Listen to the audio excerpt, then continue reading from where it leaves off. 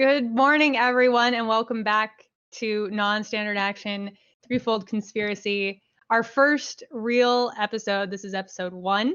A couple weeks ago, we did episode 0, as many of you will remember. As Skippy points out, we do have some shiny new channel points, and we'll get to those in just a minute. But first, let's go around the table and give everyone a chance to say good morning. Leaf, say good morning to everyone. Leaf? I know. Good morning, everyone. There we go. The dreaded double mute. The dreaded double mute. At least we got it out of the way. It happened first thing this morning. That's my one for the day. I won't screw up again at all. It's guaranteed. Guaranteed. Yeah. You only get one once it's out of the way. I don't believe you. The skepticism I've come to rely upon. We've got Seth. Good morning, Seth. Good morning. And Simon. Yes, hello, that is me. I'm Simon. My hand is, yes, my right hand wasn't very visible. It's all mirrored anyway, right? It's Is it? very disconcerting. Oh. Well, you're only mirrored for yourself. I know. No, I'm not seeing myself mirrored. That's weird. Yeah, and remember that my streaming rig is different than my video capture rig, right?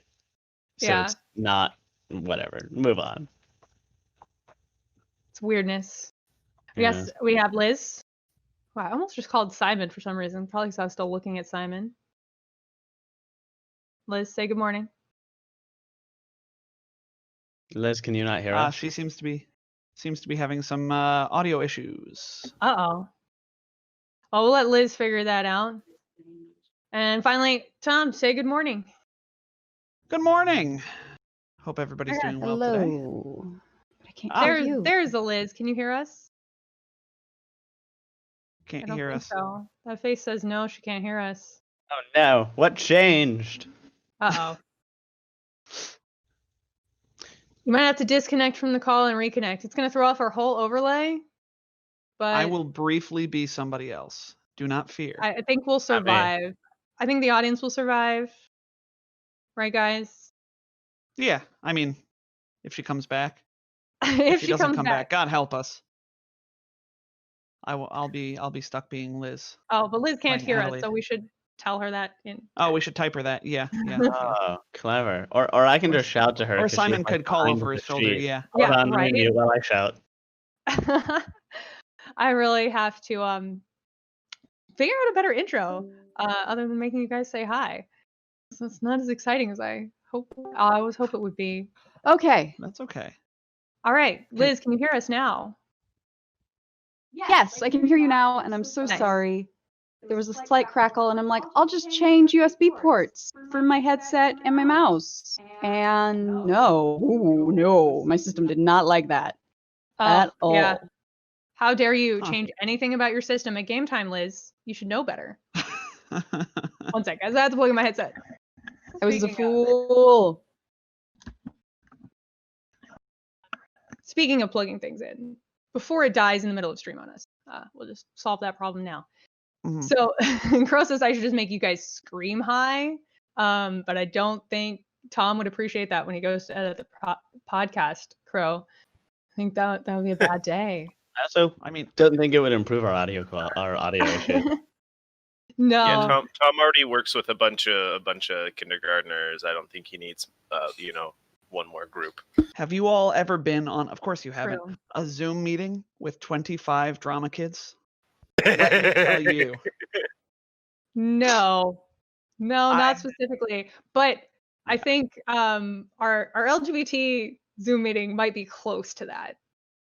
I Okay. mean, there's a high overlap Strong between drama correlation. kids and was gonna queer say. folks. Let's be honest. Yeah. I mean, yeah, even the ones, the thing that happens. Well, should we tell the audience about these shiny new stream points, guys? It's yeah. that meme where it's like corporate needs you to find the difference, and it's Anyways, these are the same. These are the same pictures. I don't understand.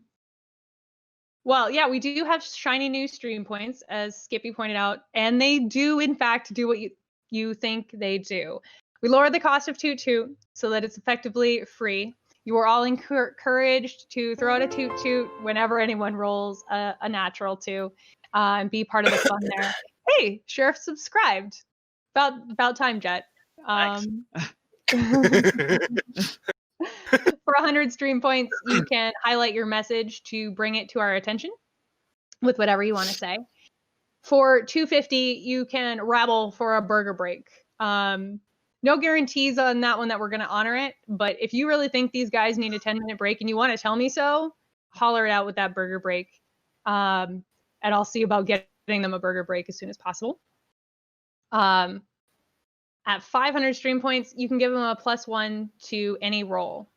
They can stack those up to 3 times on a single roll, so they can get up to a +3. And they have to use them before the end of the stream. They do not roll over to next stream. For 1,000 points, you can get them a reroll. To any one roll, they have to squabble amongst themselves as to who gets that reroll. Again, these don't roll over. So if you want to give them a reroll, it's 1,000 points. And for 2,000 stream points, you can give them 1 nat 20. That can be on an attack roll or a skill check or whatever else. Same as all the others. They don't roll over. They have to use them before the end of the game, or they're gone.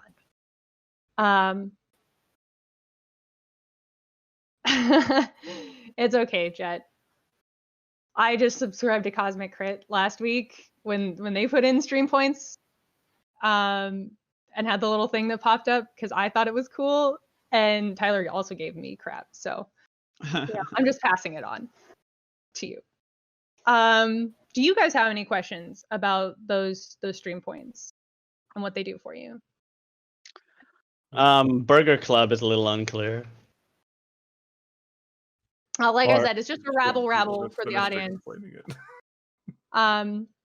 So it seems a little bit crazy to let you guys, as the audience, call a 10-minute rest. But if you guys think they need one, let us know with a burger break in the chat, and I'll try to get these guys one as soon as possible. It's a way for you guys to, as the audience, tell the crew that you think they need to slow the heck down and take a break.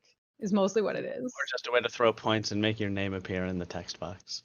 Also, that Is that too? if you want to just throw points and make your name appear, throw it on a burger break. Well, you can do that with a Toot Toot. And you can do that with a Toot Toot or a That would be a highlighting your lie. message.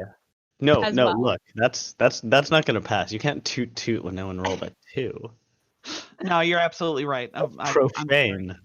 If you Toot Toot when no one has rolled a 2, we're going to shame you. That is the ultimate taboo of non-standard action, like trying to transmute a human soul in alchemy. You toot, they call it the without a taboo 2. toot toot. Oh! Don't even you will be shunned to start. Or like a taboot. Oh, Yeah. oh, Taboo toot. Simon. Oh, Crow came up with a good idea actually in the chat. He said he loves these ideas, but we should put the full rules underneath the video player at some point. that's a good call. point, Crow. We absolutely should do that. I will add it to my to-do list as soon as we take a break. Hopefully, these guys will remind me to write that down, lest I forget the moment I walk out of dark because I'm a goldfish. You assume too much, but okay. Hey, I figured there are 5 of you. 1 of you will remember. 1.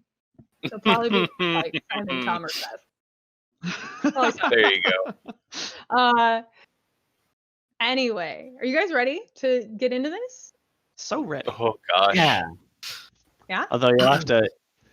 Oh yeah, you're probably gonna get to that. Go. Oh, a recap? Is that what you? Yeah, were, the recap yeah. because like we needed 1 or 2, so if you could give our audience those, that'd be good. It Yes, has thank been. you. It has in fact been 2 weeks. So that was my first order of business upon starting. And thanks, Jet. Jet sent me a message on Discord reminding me to add those. So when last we saw Try hard. our you be nice, Leaf. When You're last just jealous. saw our intrepid investigators. You're no longer valiant heroes. You're now intrepid investigators. They were all on Legacy Station for a variety of reasons and found themselves drawn in to the mystery of Willem Teves. Lasco and Fortwith were looking for him to try and make a trade agreement. Sid and Iris found that he was connected to a homicide that the local security force couldn't solve. And Ogden found that he was connected to a Skittermander that Ogden was tracking with stolen Vesperium tech. However, when they confronted Teves, he was inopportunely poisoned and died before their eyes. The only thing they found pointing them in any direction was a note in his pocket that said, Al-Qaeda Iom Chimera. Finally, they had a standoff with the Skittermander that resulted in Ogden getting back the tech that he was looking for, but the Skittermander sadly escaped into Legacy Station itself. That's the last thing that any of them remember clearly. They do all know that they discovered that Steve was the one who poisoned Teves before going missing himself somewhere in the bowels of Legacy Station. Presumed a victim of foul play himself. The Skittermander wasn't found, and the Chimera is the only ship departing that day for the Pact Worlds, oddly enough, from a major port. So we join our investigators as they make their way to the Chimera. When they arrive, they find a Riforian woman monitoring those passing through the airlock onto the Chimera from Legacy Station. Her armored suit has a tag that reads, Security Chief, Al-Qaeda Iom. Datapad in hand. Hi, Kaylin. What? No, she's Not a all Riforians. Yeah, I was gonna Yeah, say, are you saying that all Riforians look the same? Because Not that's comment further on this. that's Transitioning spacism. Riforian. Kaylin was a Summerborn Riforian. Yes. Thank you very much. Very different. Datapad in hand, she gruffly scans your boarding passes and directs you to your quarters. Thank you, Security Chief. She sort of gives you a curt nod. And let me actually give you guys this map. This map is much too big to put your tokens on. Please don't try. These are 40-foot squares. You do not take up 40 feet. Goodness. By any stretch of the imagination. Those are very Challenge large chairs. They are very large chairs considering that these are 40-foot squares. Oh, Lord. Large tables too. Yes. Well. The scale on this map is not great, so don't put your tokens on it. We're not gonna move around on this map. It's just for reference. Yeah, these are 20 by 20 beds. Okay, yeah, one more goof. These beds are massive. Hell yeah, dude. Hell yeah. That's what I'm about. Get me a starship like this. Well, but what about the toilets? Let's be honest. Oh no! This is Starfinder. What is this, a school for giants? They've finally made a starship for large characters, guys. Oh, it's wonderful. Yeah, I think that these squares are 40 feet thing might be a little bit off. So let's ignore the scale of this map and just accept the scale is bad. Okay. Okay. These the quarters here on the main deck, these 8 rooms are the quarters you can you're being assigned, but you guys can, I'll let you guys actually pick as players which rooms you would like and how you want to split yourselves up. But before we get there, Lasco interacted first, so Lasco and Fortwith will be the first ones to arrive, unless anyone else wants to arrive with them. I presume you want to stick with your little groups that you have. Yeah, makes sense.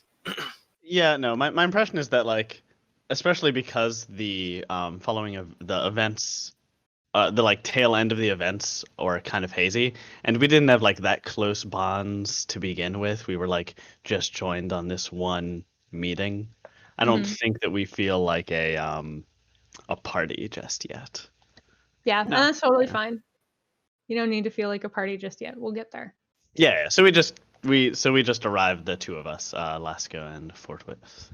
And we can pick up with Algaida tells you which room is yours. If you guys want to do some role playing as you find it, that's fine. Or you can just mark on the map how which rooms you want. You guys can have separate rooms, or you can bunk together. It's up to you guys. I think we'd have Well, separate rooms. I like to keep those sorts of, client relations separate. Yes, for the separate rooms, definitely. I guess I would probably ask or perhaps already have like a list of the other people who are on the ship. If You'll that's find the something that I can acquire. You'll find the manifest on your communicator. I sent it yesterday. Oh, good. Or something like that. Assuming Fort Worth was able to acquire such. Yeah, I'm gonna need a computers check to hack into a system, or I guess you could give me a gather information to maybe try and finagle it out of the portmaster's office. Yeah. What's declared. In which case, she would cast Charismatic Visage, I believe it is.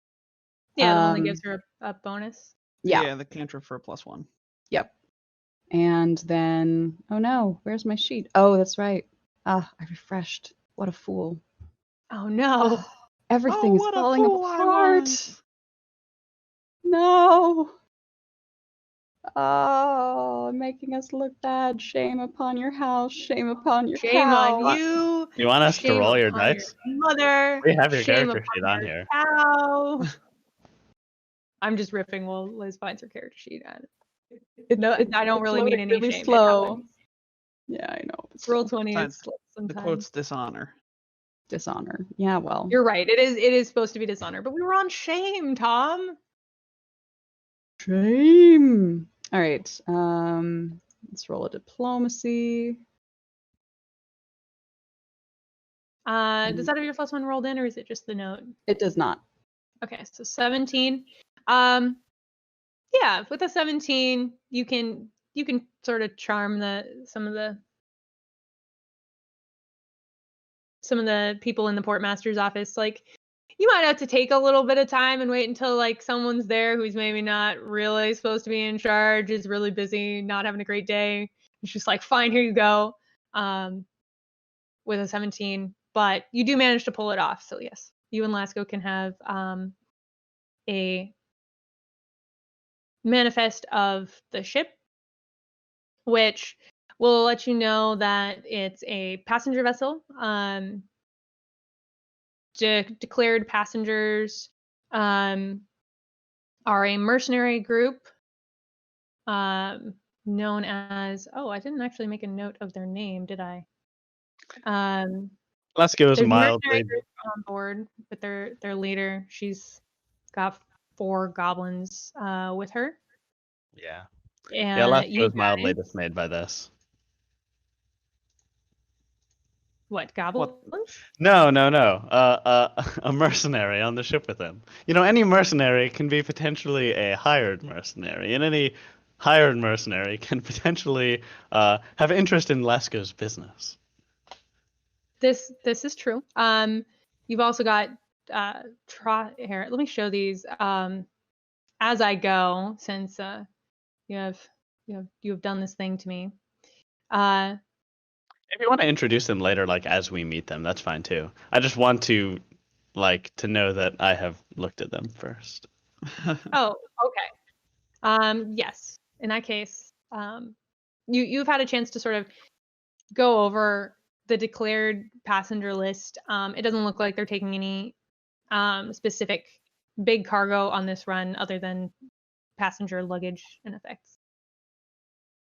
Okay. Then we'll just find our rooms and make a quiet study of them, and you can move on the scene. Yeah, you guys want to put mark those rooms. You can use the text tool and write your names on them. Yeah, I assume that. The others can see which rooms you picked. Are we supposed to take the rooms on the west side or the central side? No, in the center. These rooms on the main deck are passenger quarters. These rooms on the upper deck are crew quarters. The ones that are They're so much decorated. more colorful. Yeah, they're Yeah, decorated. sure. They live there. I can write my name. The passenger quarters are like hotel rooms. They're sort of all decorated the same. Mm-hmm. So, because you don't live there. You just got here. Yeah. You're only going to be here for a little while.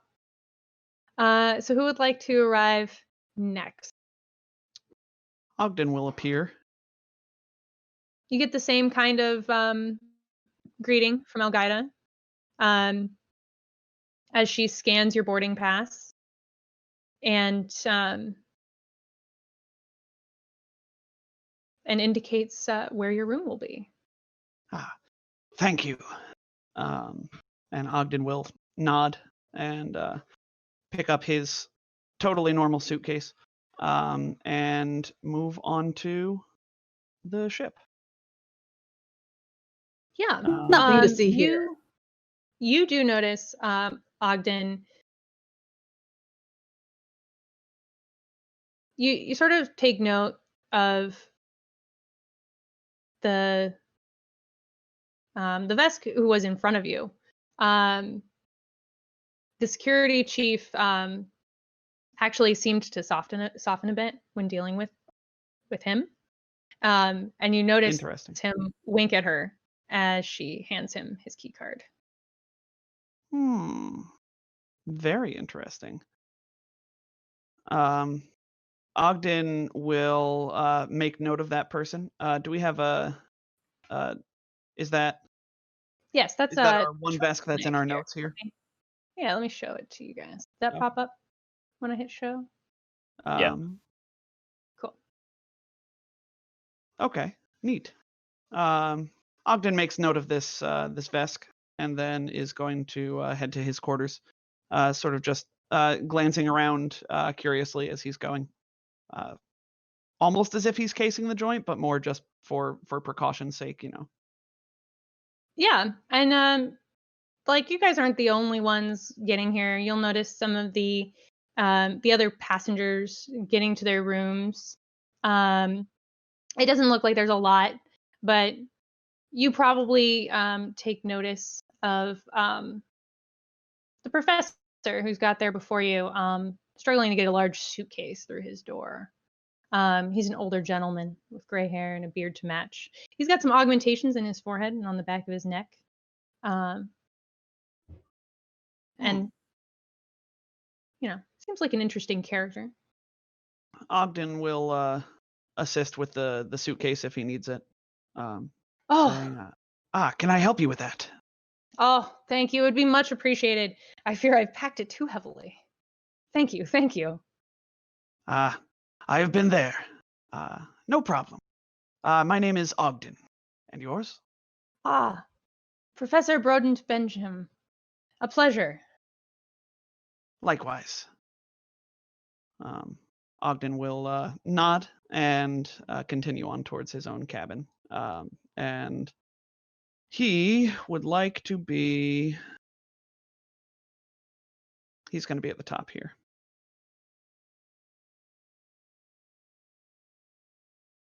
Cool. In that case, Iris and Sid are going to be the last ones to arrive. As they walk up, they notice the security chief standing with a kobold and a cabal of goblins around her, sort of making japes and poking at each other as the security chief scans their boarding passes and then finally ushers them onto the ship. Iteration 13, or Iris will step up behind the goblins as they're misbehaving, as it were, and just kind of stand there imposingly, hoping that their massive shadow will intimidate them. Just give me an intimidate, if you would. Yeah. Just so they can stop being so churlish. Goblin-y. They don't notice you at all. No. They continue with their little goblin shenanigans until they are shoot aboard the ship. Iteration 13 wasn't making any attempts to really actually intimidate. They were just standing there menacingly. Yeah, they didn't pick up on your menace. It wasn't forceful enough. They don't just give chalk a it up to normal, typical goblin idiocy. Yeah, that's totally fair in this case. Thinks to themselves, I could have broken 2 of their necks and nobody would have noticed. That's a Or rogue steward, cared. man. Yeah, that Yeah, sounds like I keep on getting mixed Goblins. I'm getting mixed Who messages cares about your about alignment. goblins? You do. You're a steward. Yeah. They're citizens. Well, there's no guarantee. Are they? They're Hasn't checked. goblins. They very well might not be citizens. There are lots of goblins on Absalom Station that aren't registered anywhere. All right, man. I'm just writing a few notes about your character. What you gonna do, man? Yeah, so the security chief scans your boarding passes and points you towards your rooms. You find yourself following this little cabal of goblins, sort of. Like, they're already most of the way down the hall. And you notice that their kobold leader seems to be putting them all in one room together, and taking another room for themselves. I'm sorry, Not their up to leader is a code. kobold? Their leader I is thought a the kobold. leader was a I thought the leader was a hobgoblin. Oh, wait. Oh, I will double check my notes. And now that I've said 2 things, now I'm wondering what I said. I'm sure Yeah, we that- don't have kobolds that would in be a- Starfinder. That would be a kind of It's weird That's dynamic. in your notes. I think it's a hobgoblin. Much Yeah. as Seth would love to have kobolds in Starfinder. Hobgoblin. My bad, I misspoke. That's all right. Yes, you guys are right. I was right the first time. Their leader is this hobgoblin here. I have to apologize for the smallness of the picture. She was the only NPC they didn't give me like a real picture of, so I sort of cut her out of an illustration. It's always Must funny be when very that important. happens. She must be the murderer. This way we can't recognize her. Yeah. Doesn't have a face. Clever. But yes, hobgoblin leader is taking a room for herself and sort of shoving her 4 goblin minions into another room together, because that'll definitely turn out well. Yep. Again, there's just notes. All right. Multiple goblins in one room, not up to code, and they are going to take the Not a far back here. And I know you said not to use tokens, but I mean that just seems easier than writing my name on a cabin, so I'm putting a token. Actually, I like that. On the I like map. that too. Yeah. Okay. Yeah. You can no, put your that, tokens in your cabins. that's a much nicer visual. But Okay. before they end her, Iris is going to make sure that their pulse rifle and SID unit are properly registered with the head of security there. Make sure that they're aware that this defense system and this weapon will be with me at all times. For steward business. Thank you for your candor, sir. It's much appreciated.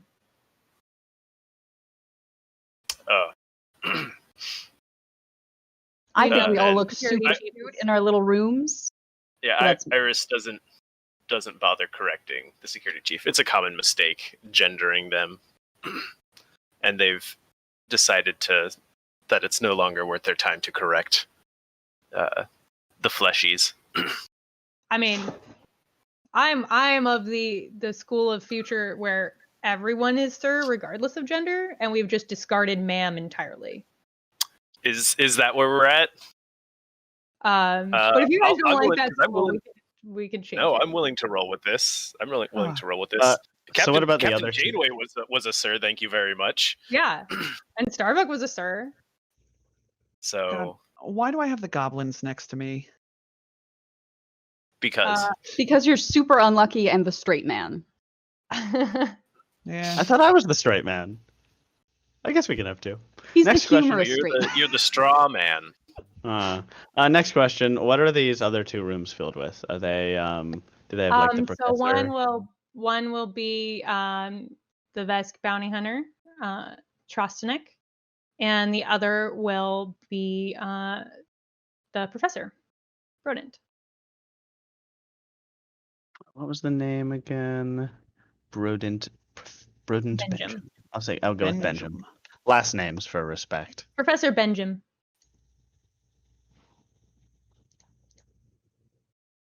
I do like that he put the professor next to himself. Like, this is totally not self-serving. And what's the name of that hobo? Wow, that's a heck of a mouthful. Okay. Yeah, we'll call her Jinx. For short. All right. Done and done.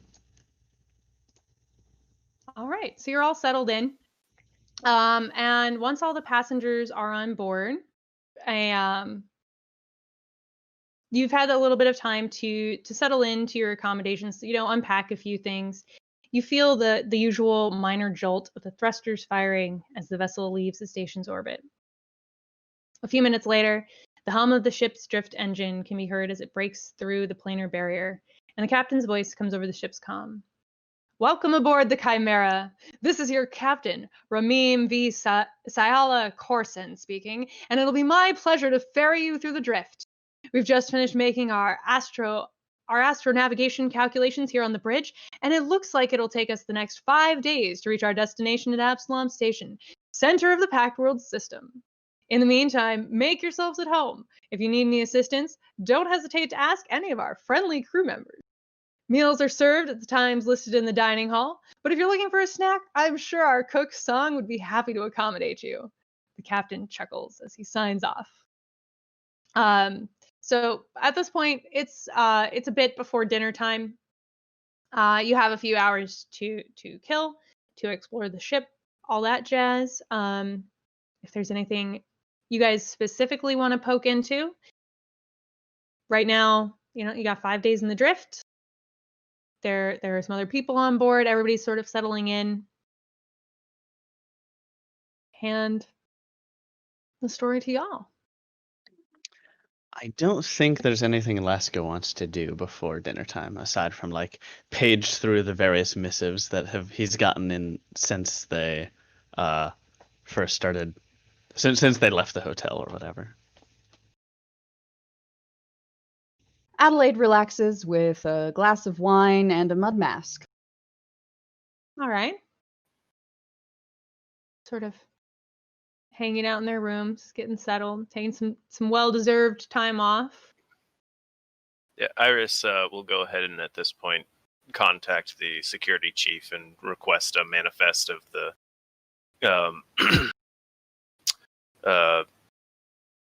passengers and crew, as long as that is amenable. Citing interest in the business of the goblin and hobgoblins. Yeah, Algaida will get back to you pretty quickly. She seems to be very on top of it, and say, certainly. She attaches here's a detached copy of the manifest. I checked a bit into the mercenaries before letting them on board. It doesn't appear there'll be any trouble, but they are goblins, so I am intending to keep an eye on them. Indeed. So spacist. Feel free to enjoy your trip. I feel confident that I have this under control. I'm sure you do. I appreciate all of your assistance. Security chief. If there's anything else I can do to make your trip easier, please let me know. But absolutely, thank you. And Iris will sign off the comms and spend any other time reviewing said manifest. Yeah, so you have pretty much the same kind of information that Lasco does. The names of the people on board, maybe a copy of their ID. Right. Yeah. I figure if there's any important information that'll pop up outside of what Lasco got, you'll let me know. Otherwise, it's just the same stuff. Yeah, it's just the same manifest. It's the same thing they give to the port authorities. Yeah. Just a list of the passengers on board, and it says, no notable cargo. they're not moving any cargo this time around that they've declared. So Yeah, I guess Laska would have, in the last few moments before we went into Drift, downloaded what he could about like known, God, what's the name of the people who known users, employers? That's it. Known employers of these like two mercenary groups, Jincharoga's gang and Trostanek, and see if there's anyone he knows, and then page through that once they're in the Drift.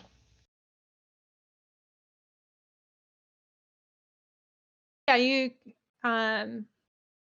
I'll effectively let you have a library chip for these specific things. Because it's essentially what you did. So it's not quite as extensive as buying a library chip in this case, but you have a data set. Sure. All I want is a culture check. Yeah. Go for it. As you page through these, give me a culture check. All right, so that's a 10, possibly +5 if they are, if they fall within the purview of local laws, criminal underworld, rumors, power players, and let's say that's for the hobgoblins, and then a check for the bounty hunter. By hobgoblins, I will point out that there are actual rules for data sets and prices on them, Nick. If you wanted to use those, they are in the core rulebook. Otherwise, carry on. This isn't like a full-blown data set. Pretty much, that's what I'm saying. Yeah. There's data sets on a very, very like specific topic that you can spend like 5 credits to get an actual bonus to your checks on. Ah, yes. That makes sense. That's in this cool. case, I'm sort of saying he's like querying some data set that he would already have access to. And on Trostanek, that's a 19, possibly +5. All right. You don't find much on Jinx, honestly. The New Bloods, that's the name I was looking for earlier. The New Bloods don't appear to have any reputation anywhere, honestly. So there's not really anything on them. Maybe you find a couple of, breaking and enterings, that kind of thing, just minor crimes. It appears that this boss Jinx has had a life of crime for a while, but nothing that really catches your radar as somebody of note. One of the goblins has an Instagram where they post shots of just like really disgusting looking street food. Yes, stuff like that. And New Bloods is the name of the gang? New Bloods is the name of their gang, yeah. Okay. Trostanek, on the other hand, does appear to be a halfway decent bounty hunter. He's legit. He's got a website out there on the internet advertising his services. Has a contact me form. You do, since it's about criminal underworld rumors and stuff like that,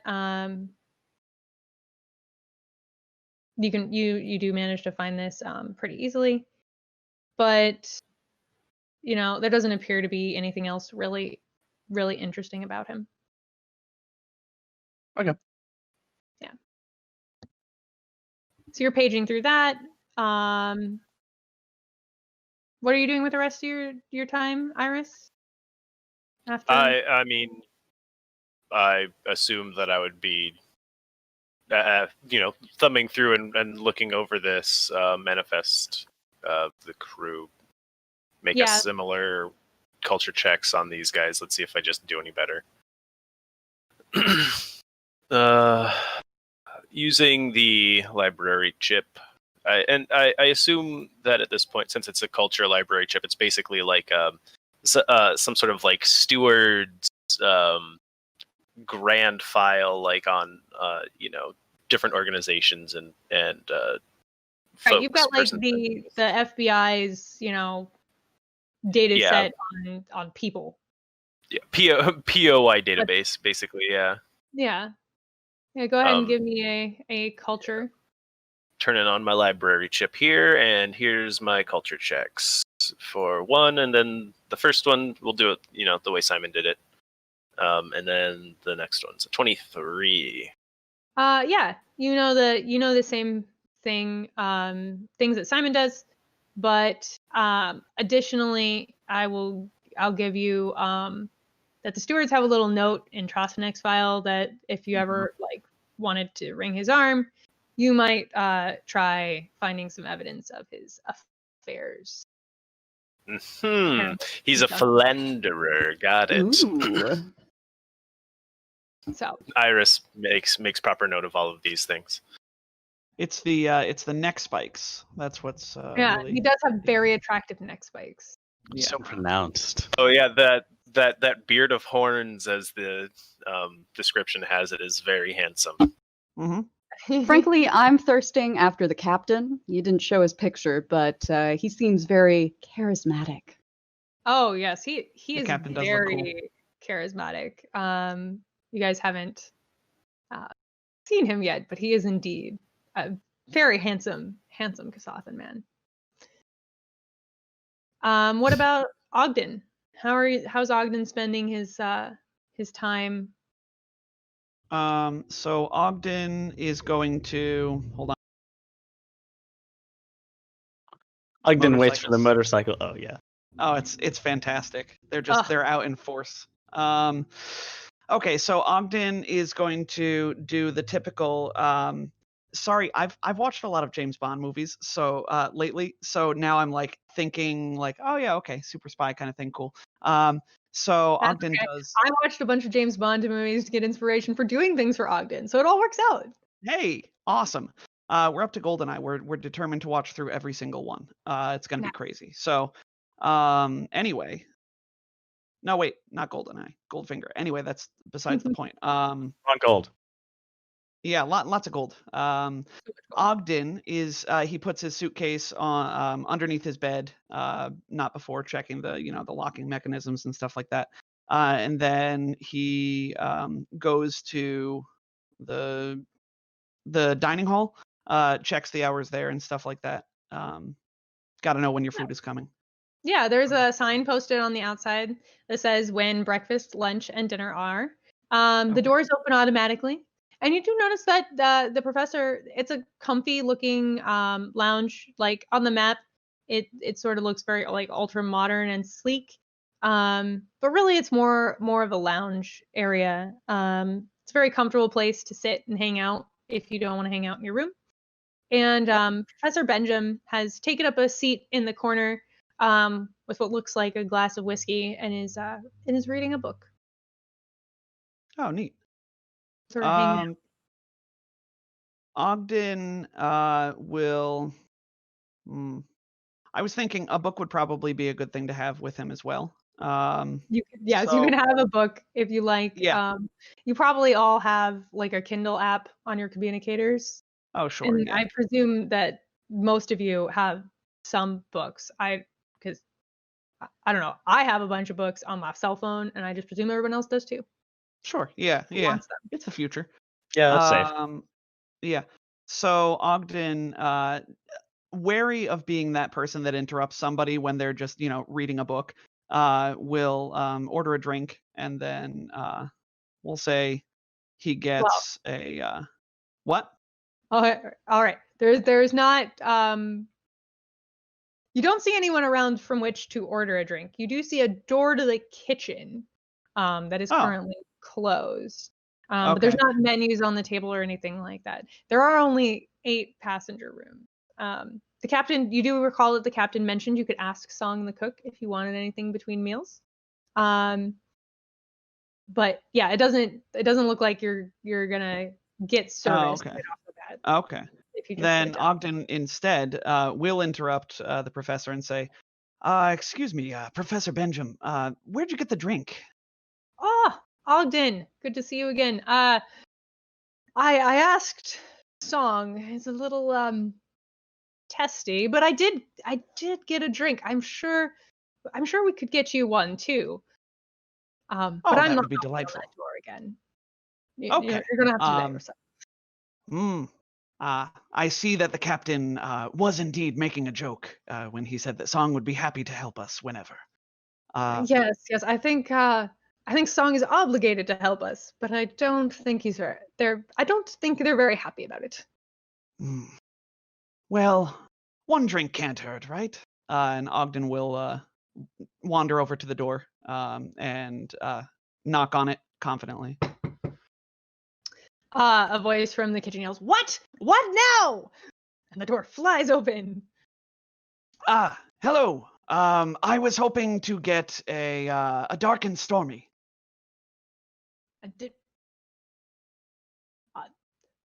Do I look like your servant? This android is on the other side of the door. Song is wearing a spotless apron over their station wear. He says, "You know what? Fine." And the door like closes by itself for a minute, and you hear banging around in the kitchen, and then Song comes back with another glass and a bottle of whiskey that he shoves at you. Now stay out of my kitchen. You know how I know you. the writers have never worked in a kitchen? How? Oh, This- spotless. Who has a spotless Yeah. apron? I mean, I know that from Ratatouille. You know, clean sleeves, dirty apron. Ogden looks at the glass and the bottle of whiskey. This is not a dark and stormy, but that's okay. He'll go over to the table with the professor and sit down and. It's just dark, no storms. Yeah. Yeah. Dark and stormies that I have are rum too. But this is all besides the point. This cook was just done with He you. was not. No, he wasn't having it. They He's weren't been having taking it. yeah, So I think Song did it. Ogden will sit down at the table with the professor. Or go over. May I join you? Oh, yes, of course, please. Got a bottle. The company would be much appreciated.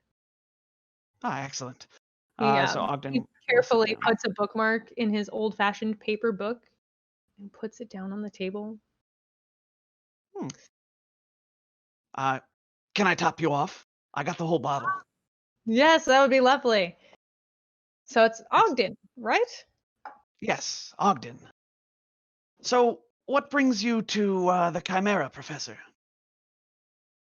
Well, I'm on my way back to the Pact Worlds. I recently returned from an archaeological dig, and I'm bringing my research back. How about you? Oh, fascinating. I'm on a business trip myself. Looking for someone. Yes. What kind of archaeological dig were you on? Was ancient civilizations, or were you digging up skeletons? Xenoarchaeology. Far in the reaches of the vast. Looking into we found a world, but all the civilization was long gone. So we started to dig into it, and well, we're out of supplies, and we found some interesting things, so it's time to return to the Pact Worlds. Very interesting. Good.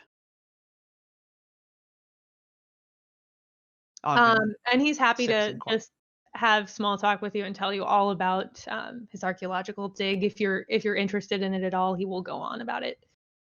Yeah. Forever. Yeah. So Ogden will listen passively, and sip his drink. he's happy to tell you all about the dig and adventures he's had sort of all over the vast, looking into these lost civilizations. So if no one else has anything specific they'd like to do between now and dinner, we can jump ahead to that. Yeah. No, nothing in particular. Lasco is very boring. All right, then we will jump ahead to dinner. We should drag all of our tokens to the dining room. Mm-hmm. It's the only way You to don't do it. need to drag all your tokens to the dining room. I don't think Sid accompanies us to dinner. Or you know what? No. Sid's a constant bodyguard, always with Iris. There we go. And do I have the dining room Totally. right? This like kind of pink room. Yes. People sort of filter in as it gets close to dinner time. Ogden, a Maraquai, comes and joins you and the professor at your table. Cool. Kiv has dark gray fur and a skinny tail. And the three of you get to talking about different technologies. Kiv turns out to be the engineer on the ship here, and the different archaeological digs and things. Other people are filing in, and shortly after all of you have made it to the dining hall, Professor Benjamin is holding up a dull gray metal cube, approximately 1 foot on each side, with a couple transparent aluminum panels set within, and showing it to Ogden and Kiv. The gentleman who sold me this called it a shrinking box. Feat of engineering. I was sure you would appreciate it, Kiv. He said it worked according to the same principles as a null space chamber, but for living creatures.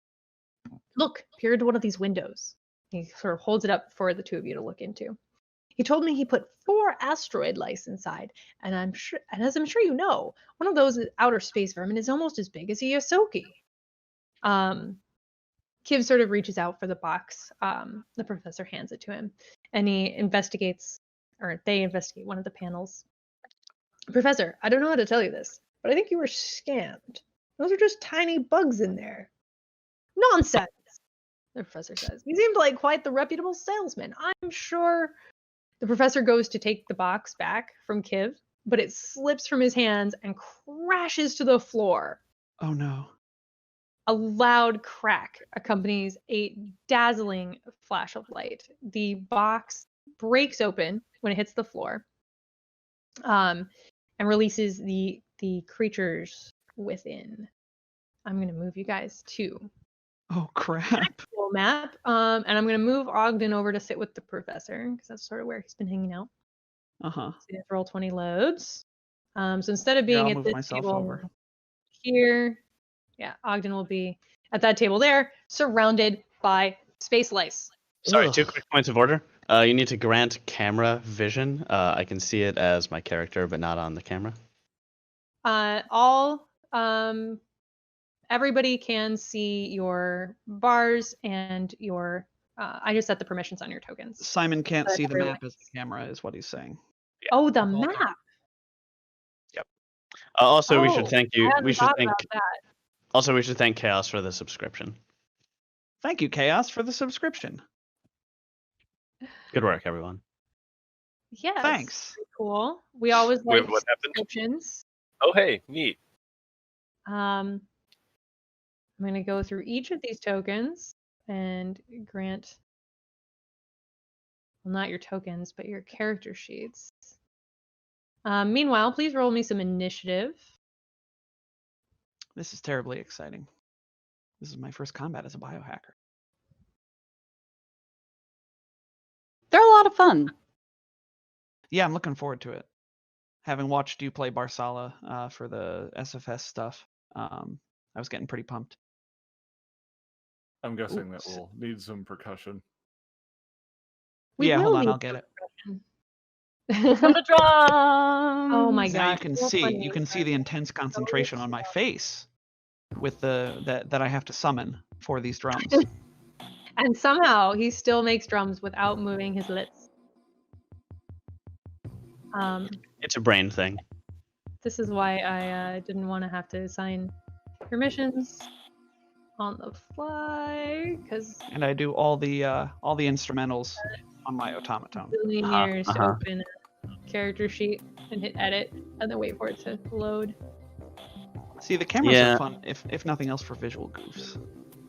It's true. I want you to imagine these drums are being played by that white cat gif where it goes doo doo doo doo doo doo doo.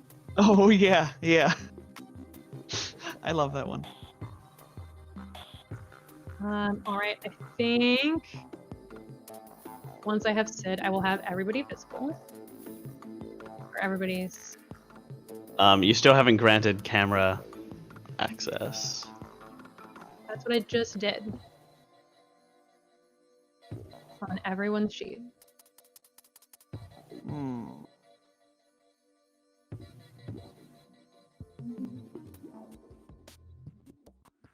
That was the last one, so it should update. Now I can see tokens on the stream chat or on the stream view, but I cannot see the map itself. That is so weird. It is very strange. I guess I can just turn off the dynamic lighting. You guys will see the other map that's on this map. I don't know why giving camera access to your tokens didn't let it also see. We can troubleshoot it on break.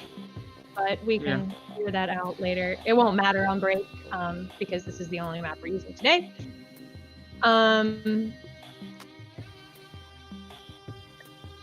But now you should be able to see everything on this map, even though all you get is this one little piece of it. Cool. Let me roll some initiative for these space lice. These things are sort of big and ugly. They are, in fact, the size of a Yusoki. Ugh. Oh, so the professor wasn't scammed. Doesn't matter now. The device is broken. The professor indeed was not scammed. I don't know why the asteroid louse sheet is still on this screen when I put it over here. Roll 20. I apologize, guys. My roll 20 is being so slow today. Technical difficulties. It's out to get me. There are 4 of them. Does anybody want to make a life science check to know more about asteroid lice? I thought you'd never ask. Now it takes me a move action to do it with my Pokedex thing. And by my Pokedex, I mean lets my you custom take- microlab. Yeah, that lets you take 20. Yeah, but if you wanted to just try one as a free action and not take 20, you Oh. can do that. That's only 2 worse than it would have been. So that's a 25 life science check as these things spring up around me. Oh yeah. You know all about space lice, asteroid lice. So these things do in fact mostly live on asteroids. They're acidic. They attach to things and dissolve them. Gross. Is what they do. Okay. And because they're very acidic creatures, they are in fact immune to acid. They're generally, you want to not let them attach to you and try to dissolve you, which is probably what they'll try to do. Looking at my weapons that I have. Yep, that one does acid. Oh no.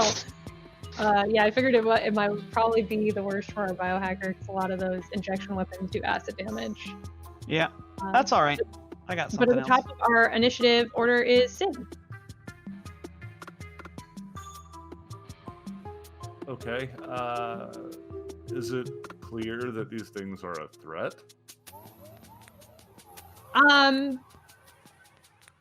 They haven't attacked anyone yet, and Ogden hasn't yelled out about it. If you want to try and make a life science check, they are generally aggressive. Untrained. Unless I am wrong about that. I don't think you only can if the do it DC is untrained. less than 5. Can you make? Which I don't, for this, well, to recall knowledge about a creature, doesn't the DC start at 10? Yeah, so you're not going to be able to. Right now they've just popped out of this box, so they haven't really had a chance to do anything yet. They do seem big and like yucky looking. They're giant bugs. Right.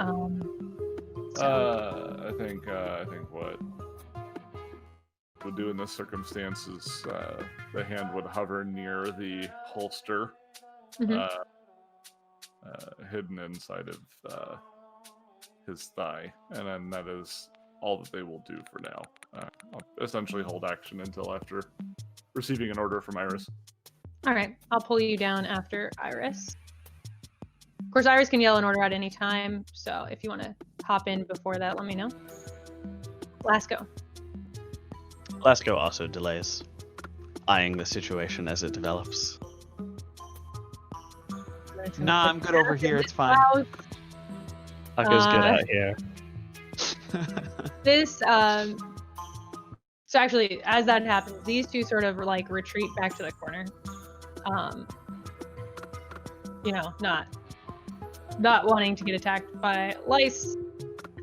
This louse is going to, because they're non-combatants, we don't want to kill them right off the bat. So this red one here, seeing all of you in the dining hall. Oh, I've like put you guys all the way across the room. What was I thinking? Is going to move up to Lasco. Want to kill Ogden? Well, to be fair, I had Ogden over here. So that one will double move over to Lasco, and Adelaide chomping its pincers. Let me shift through these. These are pretty cool looking bugs. Goodness. Yeah, they're gross. I think they're cool looking. All right, Lasco, the bug has moved up to you. Do you want to stop delaying, or do you want to continue to delay? There is a giant bug. Yes, skittering. Lasco will react to the threat to his person. Dashing, wrong computer. Too many computers. Dashing away from the from this creature, and if you'll let me like draw a weapon as I move, although that's technically not legal, I will. No, you have to have a +1 BAB. Sorry. Oh yeah, that's even with a +1 illegal. Okay, yeah, so it's illegal for 2 reasons. Right. Okay, then I will draw the weapon as I move, and then move away, I guess, towards the steward, That's probably a good plan. as my other move and end my turn. All right, Adelaide. There's a big bug. There sure is a big bug. I'm going to be a little strange here. And oh wait, no.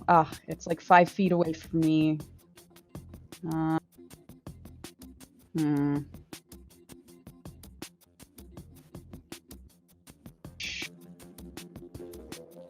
I'm going to. Can you cast a touch spell into your hand and hold it like you could in If you miss with a touch spell, you do get 2.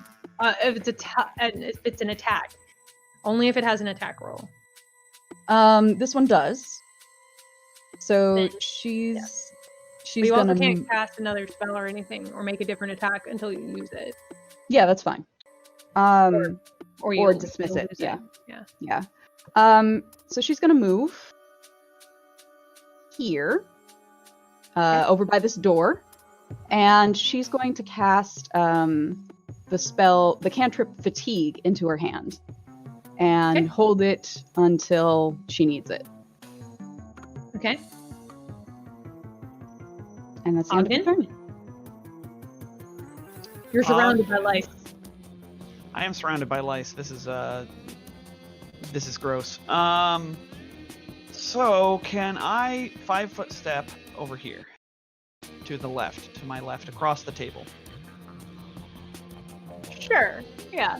Sort of around the edge of the Okay. table, scooting. Yeah. So Ogden warily moves around the edge of the table, and then he's going to take another step over here, sort of putting the table between himself and the lice. And he's going to call out the information to everybody else in the room. Basically, don't try acid on them. These they are quite immune to it. And other than that, end his turn. I spent both actions, so I can't even draw a weapon. That is in fact two move actions. All right. So this one Seeing that tasty-looking Yosoki move down there, double moves. Let's get in Lasco's space again. Iris. Finally, looking up from their meal, Iris is going to dab the nutrient supplement from their face, stand up, draw their pulsecaster rifle, and fire at the one to the north. All 14 to right. hit for 3 electrical damage. EAC. And it is non-lethal.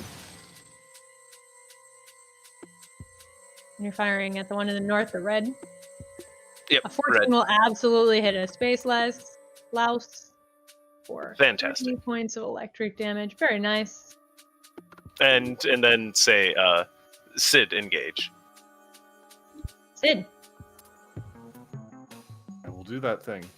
So I'll just go ahead and draw that pistol and take a shot at red as well.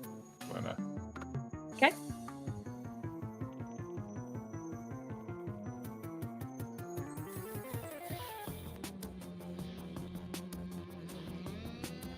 $21 will absolutely hit that space louse.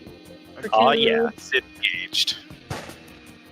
2 damage. Two whole And damage. now, the rest of the asteroid lice. Were there too many asteroid lice, or did one of them like go before it was supposed to? No, we're going through back to the top of the turn order through the lice. Oh, because we had delays. Yeah. Mm-hmm. I see. All right, so the green here is gonna move up to Ogden, come around the table, and try to attach to him. Come on, roll 20.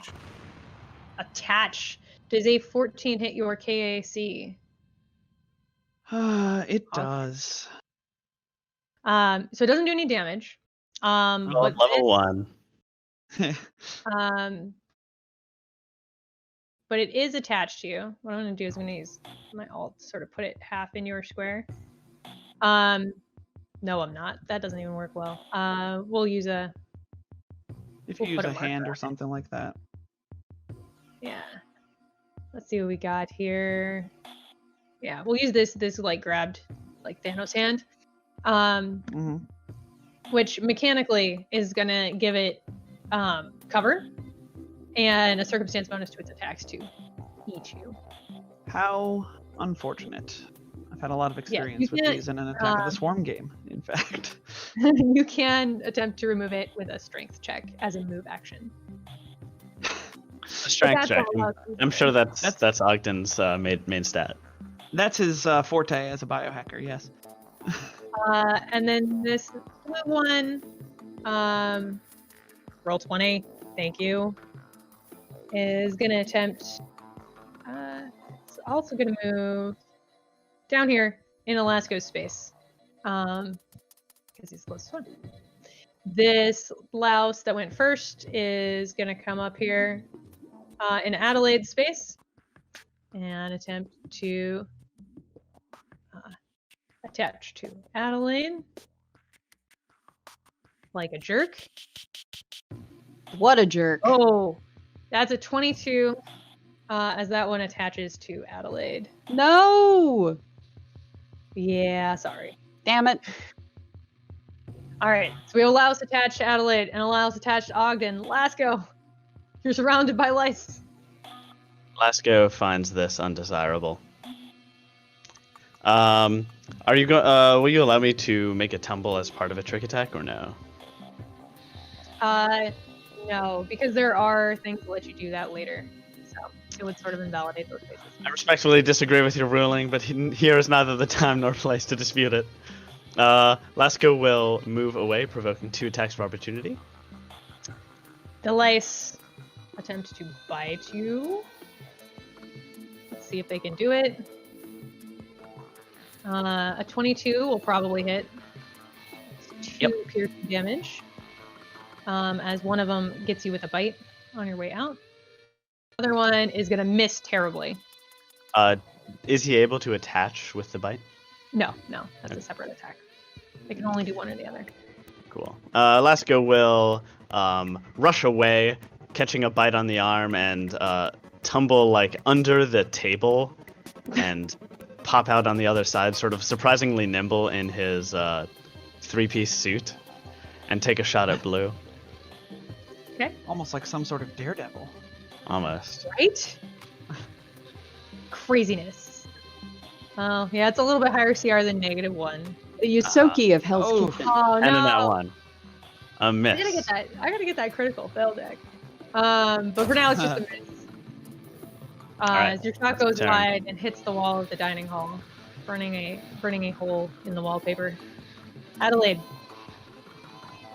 Adelaide, with a disgusted, dismisses her spell and then casts Fear on the louse attached to her arm. I think So- we missed this last time fear was used. Is this not a cone? It is a ranged spell, 25 feet plus 5 feet per level for every 2 Oh, it's not- levels. So this isn't a cone. Okay, I thought it was for some reason. No, I I think you can don't have affect a more cone. people at higher levels or something. Yeah. Yeah, it's Well, it's a single target at level 1. Well, you should hit the button so that we can see all of these things. Would be the best. Yes, just a moment, sorry. There we go. So she casts Fear on Alright. it, and it needs to make a will save, or flee from me. I do have to ask you to check one. Oh, you put it here. Good job. Mind affecting. Oh. Okay, can I retract that spell? Can I? It's a Yes, different yes. I will let you retract it. Thank you. Adelaide is experienced enough with mind control spells to realize that a louse is probably not smart enough to be feared. Man, that would have been nice, but Bugs. yeah. Yeah, I know. yeah. Sorry. Okay, well she's gonna cast You Puncture can Veil. just use you had a touch spell in your hand. It's true. Okay, so she doesn't dismiss the spell. She slaps him with a fatigue. Okay, give me roll that. Yeah, I'm gonna have to roll the EAC, aren't I? Ooh, it rolled actually. Nice. Cool, You've got cool, a cool. 17. It does. Nice. That should touch, especially since it's against EAC. And so then it takes a bunch of penalties, and then she's gonna use her remaining standard action, or is that not work? I think using the prepared spell is Okay, the... okay, yeah. Never mind. Okay. And then she's like, basically.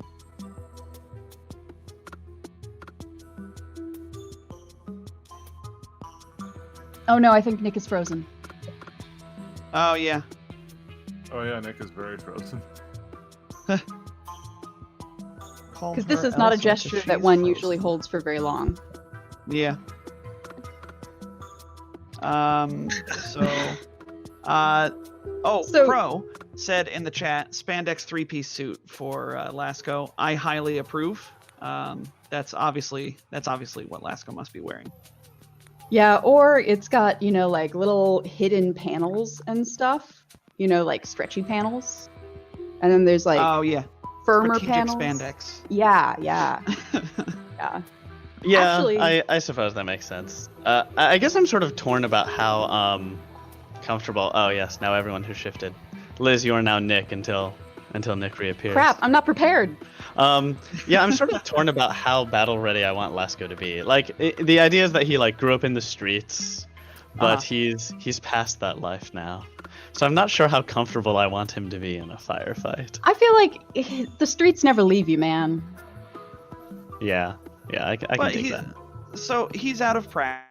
which is definitely demonstrated by that one that you just rolled before. Yeah, yeah. And these embarrassing hits I've taken. Yeah. You're not as quick as you once were, perhaps. Yeah, I used to be level 3, but I like lost 2 returned. levels. Oh, I have to turn my camera back on. That would help. Hi, Welcome. nerds. Greetings. I'm sorry. I was looking at what the louse needed, and then suddenly everything stopped. My cursor stopped moving. Your faces stopped moving. Everything strange. just stopped, and then my MacBook turned off. I've got weird clicking. That was audio. fun. Yeah, it's almost like a crackling coming through Nick's audio. Yes. Let me try something real quick. I've actually been having that the whole time, but Really? I'm just now getting it. Yeah, I'm just now getting it. so who knows? Yeah. It's Can a you hear live us show, still? folks. Yeah. Also, by the way, Lasco, Adelaide will take a free action to tell you, would you like me to schedule extra appointments with your personal trainer when we get back to station, sir? Yes.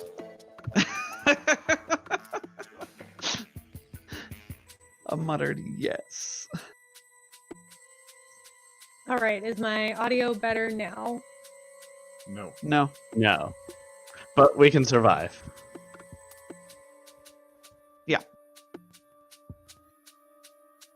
All right, I don't know what's wrong with it, guys. I'm sorry. This MacBook was never meant to run all this stuff. Right.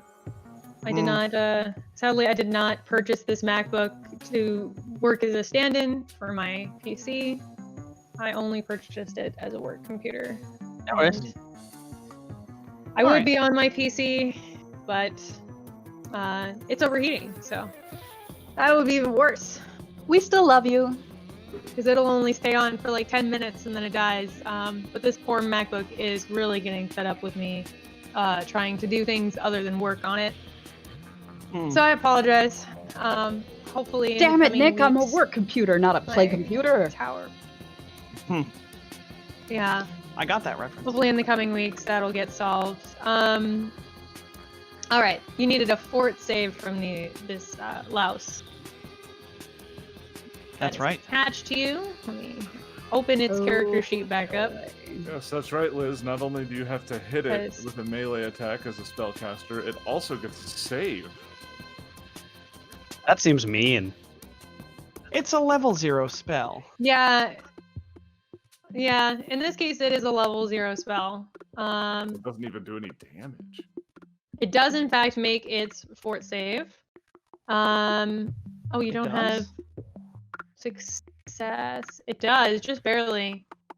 If it saves, it doesn't do anything, essentially. Negates. Yeah. Well, drat. Well, you still have a move action if you want it. This thing is still attached to you. You can make a strength check to attempt to pull it off, if you like. Adelaide is grew up in 0G, and so is newly armed. And she's gonna have a -2 to that She strength can still check. make this check. I A -1. promise. But That's not an with 8. rolls like that. Yeah, that one's not quite enough. You lied So to Adelaide me. Nick. attempts to pull this louse off. It's Actually, not you a could make lie. it, not that You had would. you had potential, a potential that was not realized. I'm utterly betrayed. I wouldn't tell make a check if possible. no. Which Oh you no! can de- Nick, Oh your no, it's audio the is- drunk robot. The drunk robot is activated. Yeah. Do you want to try restarting again? Nope. That's a yes. Yeah. It looks like Alright, Crow has well- given you. Looks like Crow has given you a reroll, Liz. Really? Although it's unclear whether that's a. Oh yeah, it's Oh, probably a a reroll fortitude for- reroll. For the baddie. All right. Is the Hey. drunk Oh, yeah. robot gone? Yeah, and the clicking is gone. All right. That's what I tried to do the last time, and it didn't work. And the robot was what I was afraid of. Ooh, Crow sent you a reroll, I know. Crow loves me. and Jet sent you guys a +1. What? Well, hold on. Is he giving the Uh-huh. +1 to the fortitude save? I think it's for those us are- to redeem. Betrayal. Yes, they're for you. They're for you guys to redeem as you see fit. Just let me know when you want to use them, and I will mark them off of our queue. I'd like that reroll, please. All right. I will mark off the reroll. Go ahead. Can we use the reroll? Well, but what do you want to use the reroll for? Yeah, can the I baddie? make? Yeah, can I make the baddie reroll? Sure. Why not? You can make the baddie reroll. I'm gonna regret this, but do it. Okay. Another fort save. Okay. Hey, it fails. Yay! Woo! Let me mark off that you guys redeemed that reroll. All right. That is out of your queue. You do still have a Cool. +1. So it is fatigued. It can't run or charge. It's going to take a -1 to armor class, attack rolls, melee damage, like saves. Okay. It is indeed fatigued. All right. And then you tried to pull it off and failed. Yeah. And then it will be Ogden's turn. Hi. Ogden's going to make this very, very quick. He's going to draw, frustrated that his Costa injector pistol will not work because it is entirely acid damage. Thought that was an advantage because it's like, oh, good, it targets EAC, that's easier to hit. But It usually naturally, is. it usually is, but naturally, our first fight is against things that are immune to acid. So, that's fine. Technically, this is what- our second fight. Remember that Skittermander fight in our hazy memories? No. That's. Get it? Because it's hazy. All right. Yeah. No, but I mean, you're right. You're right. Anyway, Ogden, not Ninden. Dang. Wrong guy. Is going to draw a from we'll say like from his sock. He takes out a syringe stick, and is going to try and like jab the flea thing Wow. lice on him, with a Man, he's a biohack. dangerous guy. Get it. So Stab that he's- louse. This is going to be a -2 to AC biohack inhibitor. For a crit! For a crit! Nice. Hell yeah! Nice. Nice. Alright. So you do 4 damage. So I And- really stabbed this guy. You stabbed it really good. And it takes what kind of a penalty to its AC? Just a -1? -2, because this -2? is the one that actually. This is my limited number of uses. The minor biohack, minor inhibitor is just a -1, but this is a Nice. -2. And that lasts Nice. for the rest of his life because it's 6 rounds, 3 plus. We'll minus use modifier. the shield break to keep track of that. And That's not feeling good. feeling emboldened, Ogden is just actually he can't because You he use the spent move action to pull your yeah. syringe stick at a standard to stab. so he will just struggle on by himself with this lice. Yep. All right. This orange one here is going to move up and attempt to attach to Sid and dissolve him. Because that sounds like fun. Does it eat robots? That seems weird. They eat everything. I mean, they eat I rocks. think Yeah, I they think eat these acid. these are legally distinct rust monsters, if I'm reading this correctly. I see. essentially. I see. Yeah, in a lot of Somebody did ways. say that They they will look like- They're bite omnivores. the human people, but they might actually just dissolve Sid, ignoring his hardness and destroying him with acid. Yikes. Does a 14 hit your KAC, Sid? Goodness no. Oh, well, that is a lice that is very sad, and that I cannot eat you. Iris.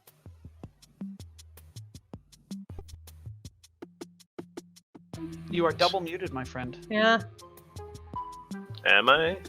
Nope. It doesn't good. say I'm muted. We can You're hear you not now. muted. we We hear can- you. We hear We you. can hear you now. Weird. I toggled it. I turned it off and back on. I don't know why you couldn't hear me the first time. Don't know. This Iris, life has tried robot friend. yes, but my robot friend is more than capable. No, I'm gonna go ahead and just shift back and fire, shifting to orange. You know what? No, we're gonna shoot at blue. Shooting at blue. Okay. The other one coming in, that Lasco, so courageously left for me. He bravely ran away. A 13 will hit for 2 electric damage. To blue. Very And nice. that'll be it. Sid? I was hoping to look something up before it got to my turn, but Ah. of course. Well, if you'd like time to look something up, you can delay until after the lice. I think I'm good. You'd like that, wouldn't you? I just want to keep combat moving. That's all. I understand. Does a bull rush require I think it's 10 feet. You need 10 feet. to movement? Bull rush, I think. Yeah. Okay. Pretty Yeah. positive, yeah. It also requires hitting 8 above KAC. Yeah, that's true. It does, have a but so map. far these guys have proven pretty easy to hit for our... Sid does have a massive shield, which I think grants at least some kind of bonus to bull rushing. But anyway, Yeah, I think it's 2. we'll just go with shooting for now. They don't seem to be very good at hitting, so let's just go ahead and do a full attack. I'm gonna try to shoot the orange one twice. Now, shooting in melee will provoke an attack of opportunity. I'm aware. Those will both hit. All right. You're going to do 5 damage to that louse, and it's going to try to bite you as you shoot at it. Nom nom nom nom nom nom nom. Yes, that is what space lice say. Nom nom nom nom nom. I buy it. Exclusively. Does a 15 hit your KAC, Sid? It does not. Yeah, you're pretty safe. You just shoot that thing with impunity. Good idea. The louse attached to Ogden is going to try to bite him. Really Twice. That's a 15 and a 14 Those both hit. to bite. So that's 6 piercing damage and 5 piercing damage for a total of 11. As Oh that my louse attempts God. to eat you. I'm sorry. It rolled really well on hold on, both of let its attacks. I need to like do some math here. So that's wow. I'm down to 5 health. Ow. Ow. 6 I'm health. sorry. 6 health. No, that's okay. Just tit for tat. I crit you. You nearly bring me down. That's fine.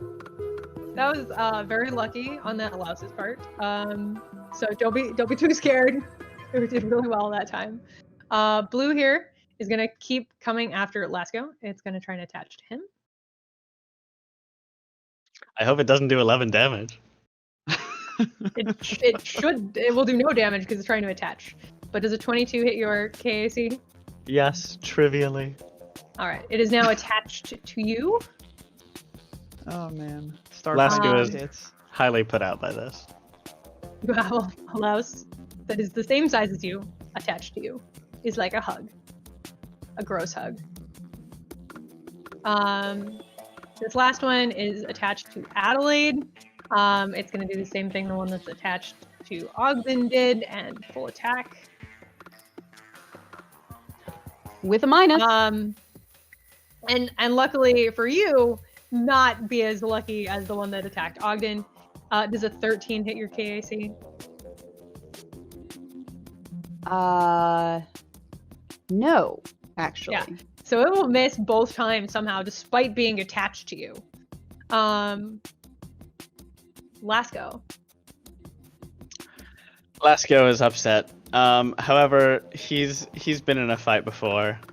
He's looking at all of these different, I guess, rust monster leeches, and assessed that the one on Ogden is like both attacking our most wounded, I guess, person in the room, and also has been wounded itself. So he'll take a shot at that one. Okay. I don't know if It's this got- provokes when this thing is attached to me. No, it's too busy being attached to you. No attacks of opportunity when they're attached to you. Okay. Fails, but the gun hits for 1 damage. Indeed. End of turn. Level 1. Oh, Oh, god, level 1. Why doesn't it My start one at level chance- my 3? one chance to kill you, Adelaide. All right. True. So Yeah, no, continue. the it looks like the louse that's on my employer is causing particular trouble. We've all got troubles at this point, man. Yeah, but still. There's trouble going around.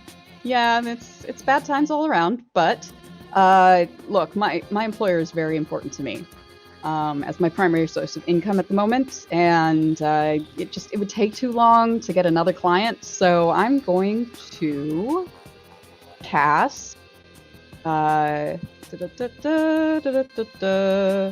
Puncture Veil on it. Mm. It's got a range of 100 feet. Standard action. Yeah, as Hit the spell, and then I'll put all that up for you. as Alasko sees Miss Fortwith casting a spell on the blue one, he shakes his head and points at the green one across the room. Fine. I roll my eyes and retard.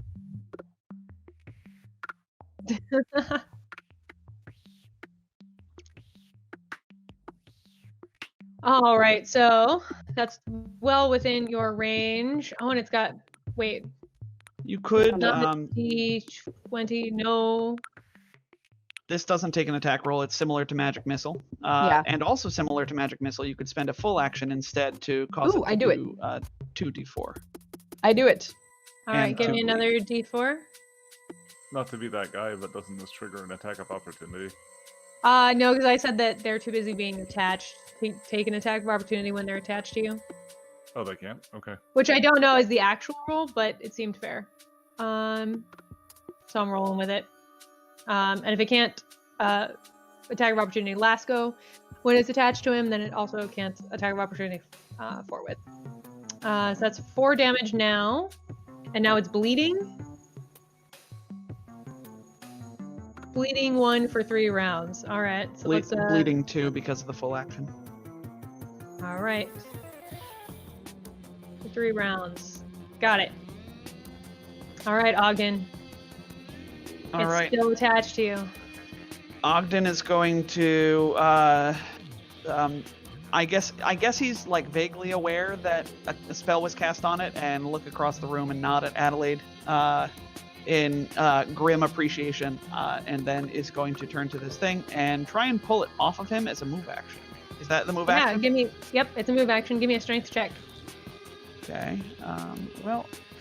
Nope. Oh, but it's Too 3. week. I am reeling not do it. from reeling Pull from at it. taking 11 points of damage last round. Pull and now at I'm it going to stab it. ineffectively. Stab it. Yeah. So I wildly stab once again. 2 wild. Oh no, a 9. yeah. A 9 misses. Ogden's Oh, really hurting over there. Same. It's the same roll. So okay. Oh. All right. This orange louse is going to attempt once again to attach to Sid. And probably not have any luck. Oh, but actually, does a 22 hit your KAC, Sid? I'm level 1. Yeah. It attaches to you. And then it can't really move because now it's attached. And it didn't declare a full attack, so that's all it's got. I'll give it a little fist to let us know that it's attached to you, which will make it Iris's turn. Now remind me, can you hear me? Yes, we can hear you. Yes. Do they still gain the cover bonus when I move into melee? Yes. It's just a +4 bonus to its AC from cover. So Okay. they're hard to Don't hit. really You're trying not to hit your friend. you know. That one. We're gonna go ahead and move over here then. Sorry, Sid, and try and save Ogden's life. So Iris bounds over the table, crossing to the middle of the room, and takes a shot There's at the 14. one on Ogden. Because I can't. It has a -2 that'll do penalty it. to its AC still. Yep, that'll do it for 3 electric damage, and that one is just barely hanging on by a thread. The blade will take it out. Maybe it'll bleed out. Yeah. Sid, you now have a louse attached to you. Can I use a ranged attack on it? No. Okay, I don't have a melee attack, so You could shoot one that's on somebody else though, even though it's attached to you. I could try to get. I just don't see how you're gonna get a rifle. I guess you're taking a It's a -4, pistol. but I might have to increase you to like a -6 to try and aim Yeah, a rifle. I feel like a pistol shouldn't be that bad. Oh, you have a pistol. Right, Yeah, you could do it with a -4. I'll let you do it with a pistol. a -4 against its AC, which has a +4. No, that's No, not. there's no that's change to your roll. It's still Oh, getting its okay. cover bonus because it's attached to you. Right. And what kind of action is it to try and remove it? It's just a move action and a strength check. I'll go with that instead. Oh no! Not gonna do it. Can I do 2 Man. move actions? Yeah, you can do 2 move actions. You could try it again. Okay. Well, So close. So close. Guys, we need to stop rolling these d6s instead of d20s. oh right. Wait, this is a D20 system. Oh, yeah, duh. We thought it was one of them White Wolf thingies. All right.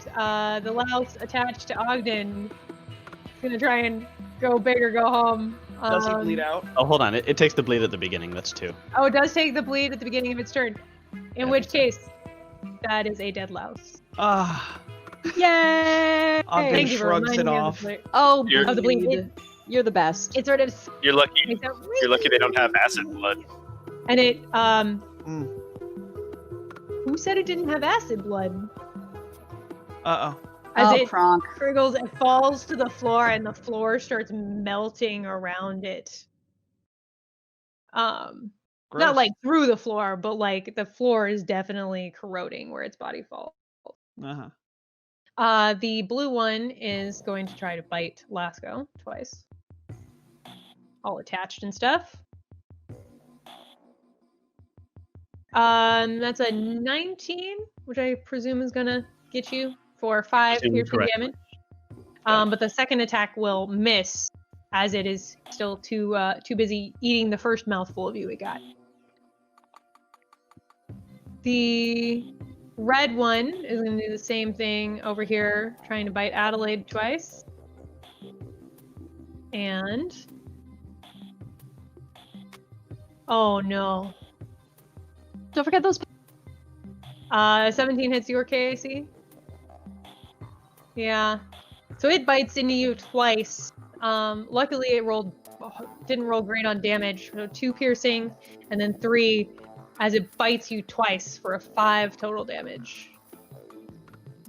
Which is not good for Adelaide. No, I don't have a But- whole bunch, but It could have been worse. it could have been worse. Lasco.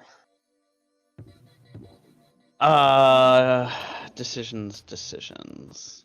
Lasco will try to push this bug off of himself. Give me a strength check. Man! Fail. These bugs are You guys are having tenacious. And then horrible do luck with these another strength check. And Oh. fail. Next turn. That's a 3. Oh gosh. Adelaide. Well, Adelaide is going to cast. She's gonna cast that spell that worked before, which is a full round puncture veil. And Ready to do that And what's your casting it target? let's see, what was the one that we were most bothered by. That one is dead. That it's dead. Yeah, okay. Next most bothered by. Probably the one on me. So There you go. All right, so it does. needle stab out of other realities at it. So that's 2d. You already rolled 2d4, so that's 5 damage, and it's bleeding 2 Correct. for 3 rounds. All right, it's looking pretty hurt. And then Ogden. Hi, Ogden. Relieved that his lice is dead, is going to run over here with his injector stick, and is I guess flanking isn't a thing because you don't have a melee weapon out last go. In front. You expect it not to be a thing, but as you dash behind the tick, Lasco pivots to like angle it towards you. Mechanically, he has like the racial trait that makes his teeth a vital weapon. Yeah. Okay. Okay. All So right. you don't so- have- Thematically, I don't want Lasco to have big teeth, so I'm just saying that he's like pretty skilled at street fighting from his youth. He does grant you an advantage. Yes. Excellent. All right.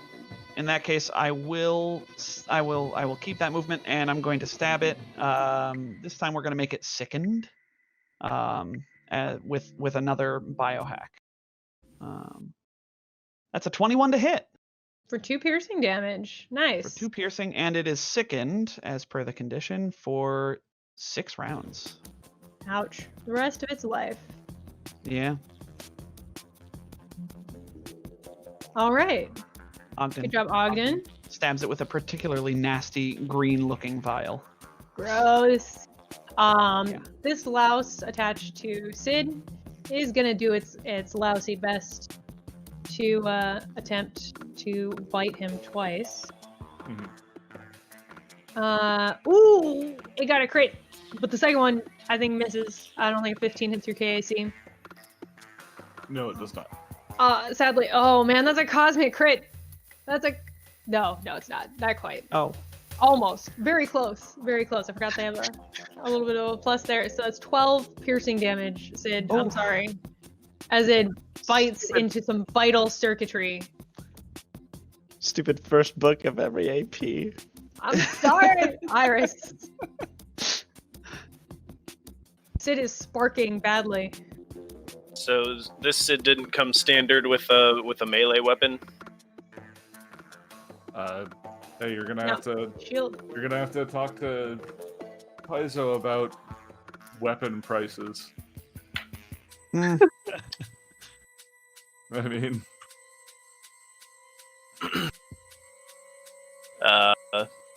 All right, Oh, ignoring right. the 90 credit baton, we're gonna just go for a shot then at a -4. I literally had 0 credits left after making my purchases. Yeah, 10. it happens. 10? Oh, but you know what? You have a shield that allows you to make unarmed melee attacks that are not archaic. I don't know if that means you get to make Is it the them. tactical shield or the riot shield that you have? The riot shield. That does not let you make melee attack. Oh, They let you make bull It rush. gives you okay, a bull rush so benefit we'll- instead. just go ahead and stick with that 10 to hit. Yeah, sorry. That'll be it. You're trying not to hit Sid, so you can't quite get it with a 10. Would you like your move, sir? Throw it in the trash. Throw it in the trash. Sid. What you can do about that? What? No sound from Herald? I'm sorry? I believe it's your turn. No, I thought somebody asked me a question. Okay. No, I was just making a goof. Oh, okay, gotcha. Guess I could just try to shoot it. Since the strength checks aren't working. Why? It's a DC 11, guys. I don't. It's not gonna work. I can tell you. I know. We've made 5 Past attempts. history and all of them have indicates failed. that. Yes, like we're What? 0 You for do hit it 5. with your pistol for 5 damage. Bang. Would you One, like I to? think I've already done 6 damage to it. I think. Yeah. You do still have a move action if you want to go ahead and give a try at shoving it off of you. Why not? It's better than throwing it in the trash. Nope. Ah. Oh my gosh. Whatever. I prepped this fight and I was like, oh man, level 1 at baddies. Look how easy they are. They're CR1 half. These guys are just gonna stomp all over them. I'm sorry. No, it is level 1. Every fight is lethal at level 1. Yeah. At least if you're using roll 20. It's true. I don't know what it is. This louse is gonna do what lice do and full round attack Lasco. Oh, there was a +1 in the queue Yeah. from We are that reminded. was reminded us of. Oh, that's true. You do Oh, have nice, +1 yeah. in your queue if you want to use it to shove that louse off of you, Seth. So a total of 11 damage didn't kill it. It has just a couple left. Okay, got it. It's almost dead. Did you want to use that +1 to shove it off of you? Sure. All right, I'll mark Excellent. it off your queue. And the It's louse yours, is now buddy. off of you. Chaos just gave you guys a reroll too, so you have that in the queue. Wow, thank you.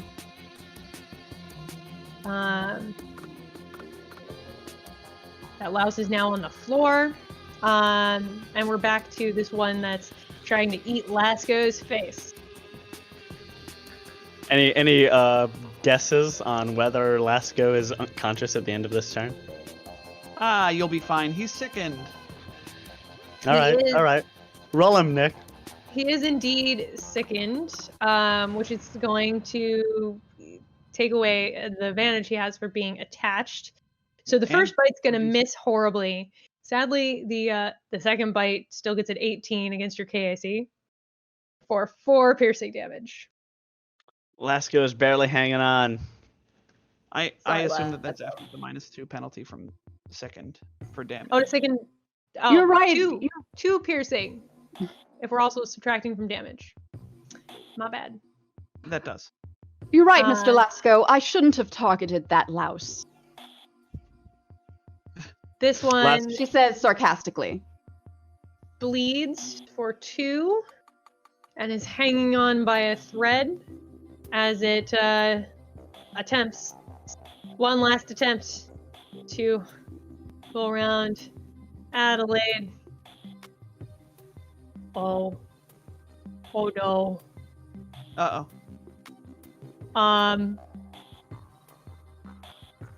It got a crit on the first attack. All right. And a 20 on the second attack. Y'all do have a reroll if you want to make me reroll that crit. Please reroll the crit. Please yes. reroll that crit.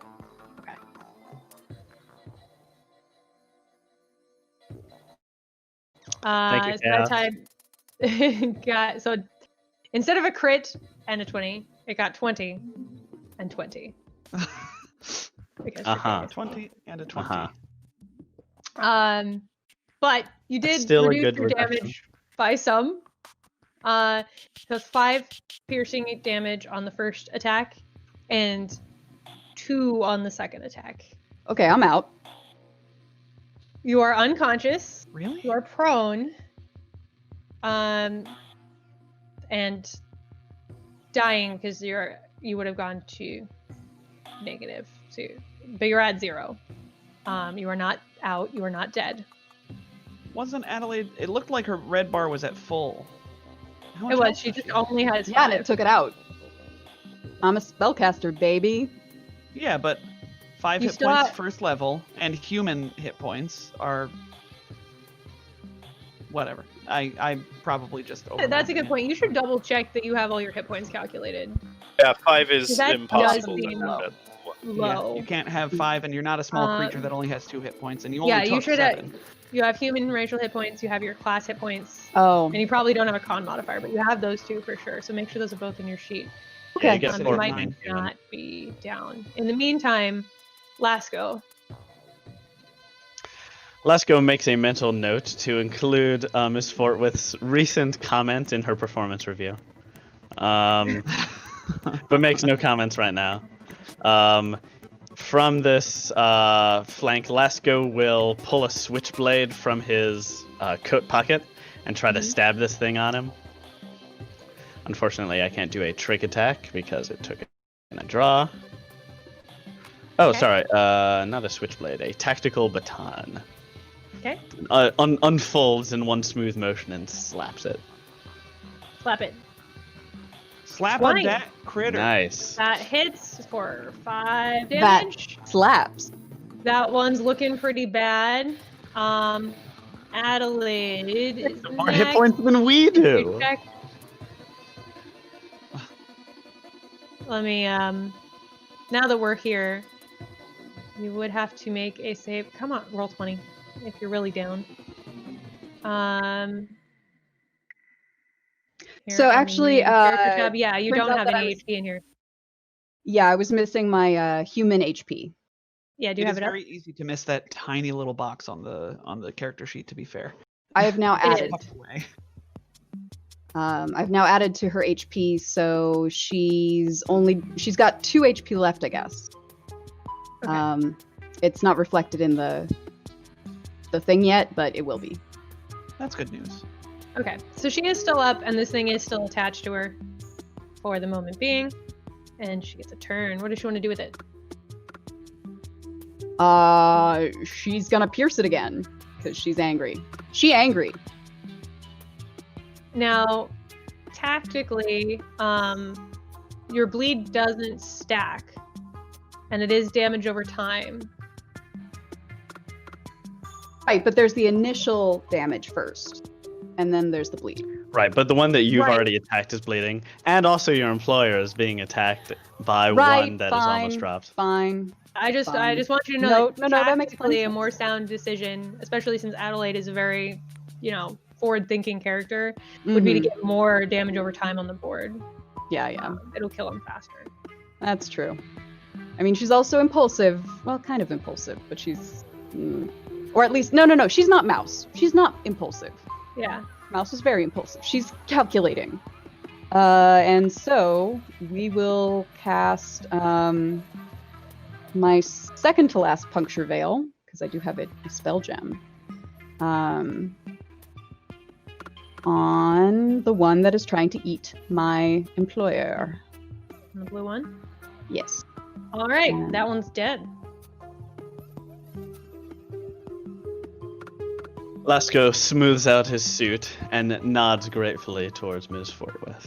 I hope that will be. And, I hope that will be reflected in my next performance review. It is all reflected. It also like curls into a ball, and the floor where it lands starts to melt a little bit. Ogden. Ogden. They're gonna need some accent rugs until they get back to station. Ogden's gonna move over to this one and is going to stab it. Yeah, we'll make this one second as well. 18 for a minimum of 1 damage. Hits. Does 1 damage. And it's sickened. And it's sickened. All right. And The louse, having been pushed off Sid and stabbed with a needle, attempts to attach to Ogden, who just stabbed no, it. wait. Crit! It attaches to your face for no damage. Well, that was a good use of a crit. Yeah. Iris.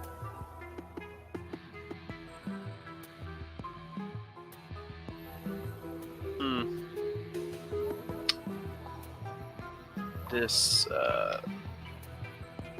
Vesk seems to like to get in the way of things. It's going to move up here. Yeah, Tom is sorry about And- that. Fire once. Okay, we're just gonna keep rolling lower and lower then. Oh, that missed.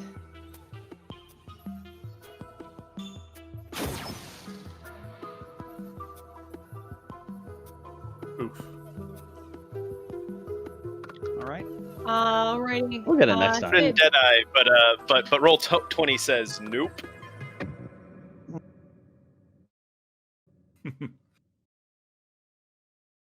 Well, I guess I was just gonna shoot this thing off of the Vesk then. Gonna shoot the space louse on Ogden's face. It's Nope. fine. I'm not going Shoot to. the face louse. The face Man, louse. level 1 hurts, guys. Level hurts. Yeah, it's the worst Yeah, level. sorry. Oh Missed no, that louse. D20-based systems. Your characters are either fine or incompetent. Well, you're right. It's on Ogden's face. You're trying to hit it without hitting Ogden's face. Without and it shooting just me in the happens to face. go wide. You are not incompetent. Can I utilize a strength check to try to? But yes, I was gonna say you could try using your dice action to disagree, pull it Nick. off Ogden's face. Hey, there. Oh, there we go. Nice. Yeah. Thank you you. pull it off First Ogden's face. successful strength check. Throw it on the floor. Baby's first Thank you. successful strength check. This louse up here is gonna bleed to death on its turn. Lasco. Yeah. Lasco will scamper over here, take careful aim between the chair and Sid, and fire at it. The bug, specifically. That button, and this button. Four damage? Trick attack fails again. I don't think trick attack actually exists. But yes, Not good, yet. 4 damage. And that louse also falls to the floor dead, burning a slight hole in the floor, but otherwise unable to cause any more damage to you or your friends. Oh, I forgot when my computer died. Friends? My compatriots, fellow investigators. Fellow passengers. We're not really. investigating anything, Nick. You will be. Gosh Right dang now- it, Adobe. Yes, you can open files on my desktop. The episode of As technical the difficulties. fight I'm comes to a close, sorry. Iris will actually turn and approach the doctor and cite him for multiple reasons, multiple citations, including but not limited to improper transport of dangerous species, importation without proper license, this, that, the other, transporting an artifact without proper papers. The doctor is very abashed, but as you are doing this, yes, the professor is very abashed about all this. Oh, I didn't mean to set them free ever. I just thought it was an interesting thing. And the door from the kitchen bursts open.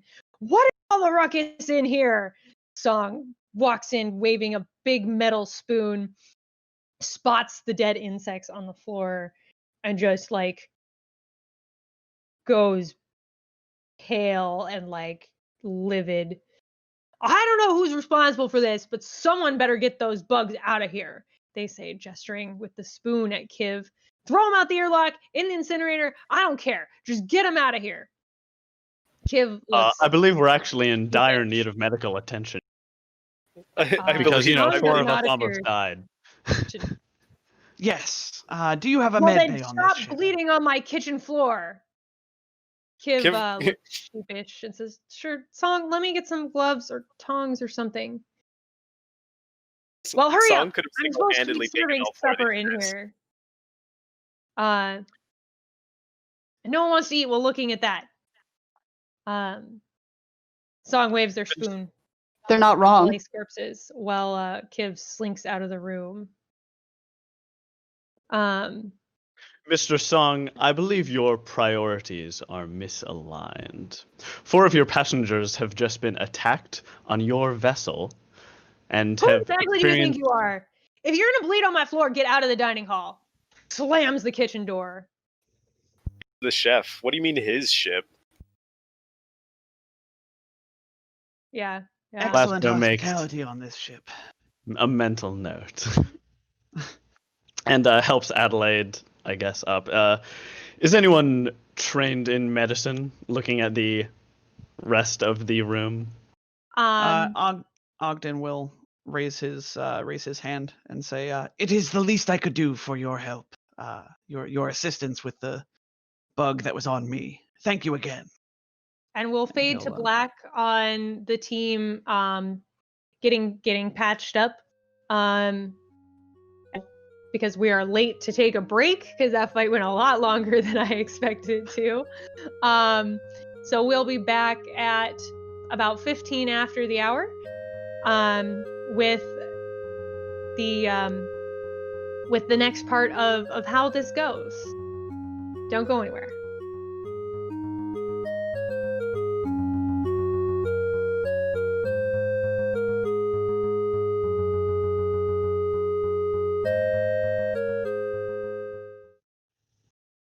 Welcome back, everybody. I hope everyone had a satisfactory break. We have applied burgers, and everyone is feeling much, much better, right? Yes, I no longer hate bugs as much as I did 5 minutes ago. Yeah, I had some sun chips in real life, which helped me out. Sun chips, Anybody man. want to guess the flavor of sun chips that I had? Ardent salsa. Yeah, It's the only flavor. it's the only good flavor that I like. Yeah. Oh, I miss sun chips. Sorry. I do. You know, I didn't ask at the beginning, but how's everybody holding up in shelter-in-place quarantine today? All right. Today I'm doing okay. Doing pretty well. Yeah, eating a lot of crumpets because I'm, along with everybody else on the internet, I have a sourdough starter, but I'm also too lazy to actually do the work to make sourdough bread. So I just keep feeding it and then turning the discarded starter into crumpets. My coworkers were pretty jealous to hear that we're eating fresh crumpets every day. Yeah, it sounds so Multiple times a fancy. day. I know, it sounds very fancy. Yeah. They're basically pancakes, though. Like, Mm. I'm experimenting with ways to cook them so that they come out in that English muffin shape, but it's still in progress. Well, the thicker it is, the harder it is to cook, right? To The cook through. slower. Yeah. The slower. Mhm. Yeah. It's harder to get everything to cook to an acceptable temperature without overcooking the outside. This is something I've learned with cooking pizza, because as a child, all you want is a million toppings on your pizza. And my dad, being a nice dad, when he would make pizza, occasionally would treat us with our own. He would give us a little piece of dough, and we would make personal pan pies, right? And so you would just load it up with like, okay, I want a little bit of sauce, I want a ton of cheese, I want pepperoni and stuff like that. And then it's just a soggy mess because the moisture from the cheese, like, soaked. Pizza cooking is an art, is what I'm trying to get at Yeah. here. And I understand what you're saying with cooking things. Yeah. That are. I feel like I went through that too, but I never actually drew the connection between too many toppings and gross pizza. I was just like, Mhm. oh, I guess I'm just bad at pizza making. Nah, if at first you don't succeed, try again, Simon. Especially when it comes to making I pizza. did try, and I tried with even more Yeah. toppings because I love toppings so much, and it didn't fix the problem. So you went the wrong way. Because it isn't clear when you get this mess why you got the mess, you know? Mm, Mhm. yeah. You don't get an error report or anything. Yeah. No, you don't have some guy come out and say, okay, so this is what you did wrong. Yeah, you only get like the Luckily, we top have layer three. of the stack trace, right? You realize that like, oh, ingredients aren't cooked all the way, but you don't realize that that's because there was too many ingredients. Mm-hmm. Similar to Well, my. Leaf is just puttering over here around his room in his pajamas.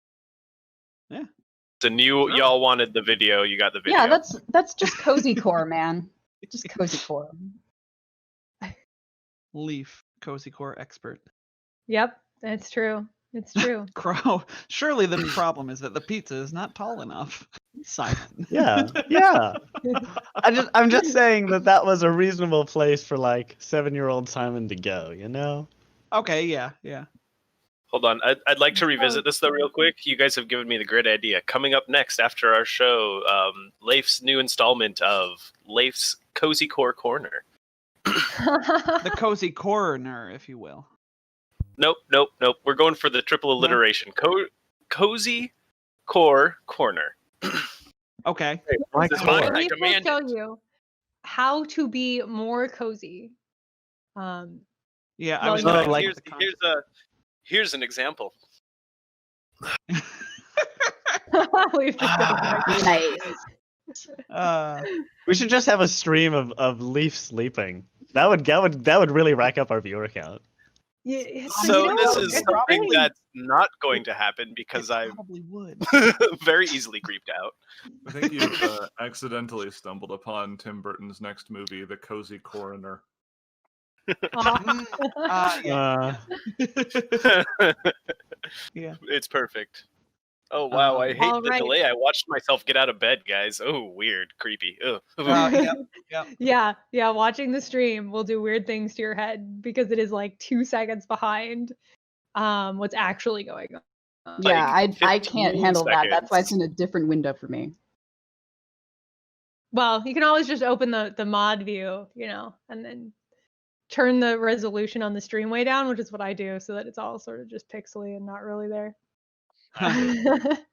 Smear some petroleum jelly on the lens. Got it. Oh, gross. Don't do that. Do not put things Do on the not. lenses of your cameras. All right, I promise. Well, that's what I was. Now, what am I supposed to do with the rest of my day? That was my plan. Are y'all ready to get back to the Chimera? I mean, we were on the Chimera the whole time. I don't know where we'd go. I'm ready. Yes was that what I was trying to say. What? Peter? What did you do with my PDF? There it is. All right. So these guys fix themselves up, get, bandage up their wounds. Ogden helps a lot with this. Iris employs Kiv one way or another to help repair Sid. Well, Kiv went to, he slunk out of the room, and he comes back shortly later, carrying a scoop and wearing Defrex hide gloves. He's got a couple of plastic bins. And looks around at the lights. No, perfect. Says, I'll actually approach him as I see him coming in. No, go ahead. Sorry. What is he saying? I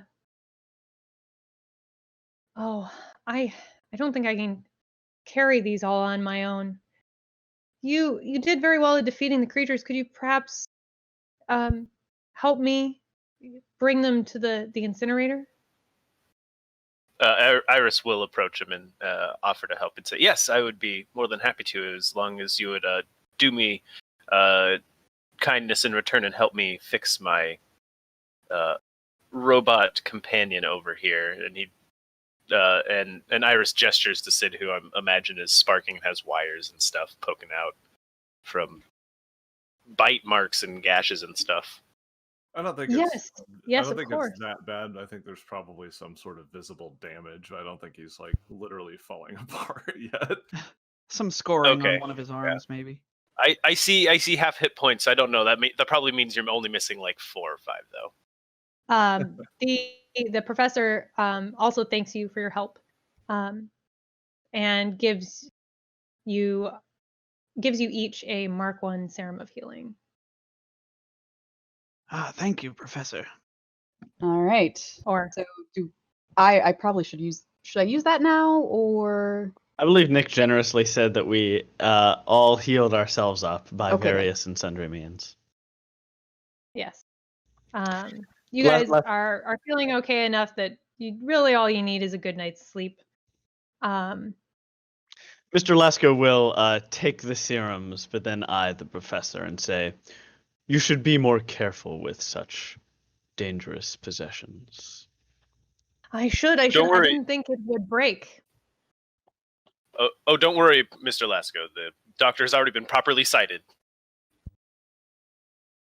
He It looks abashed. it was Yes, I am not Be the more truly professor's comforted. intent to let them go. It was honestly, I was sitting at the table. It was in fact our engineer that dropped the container and caused it to shatter.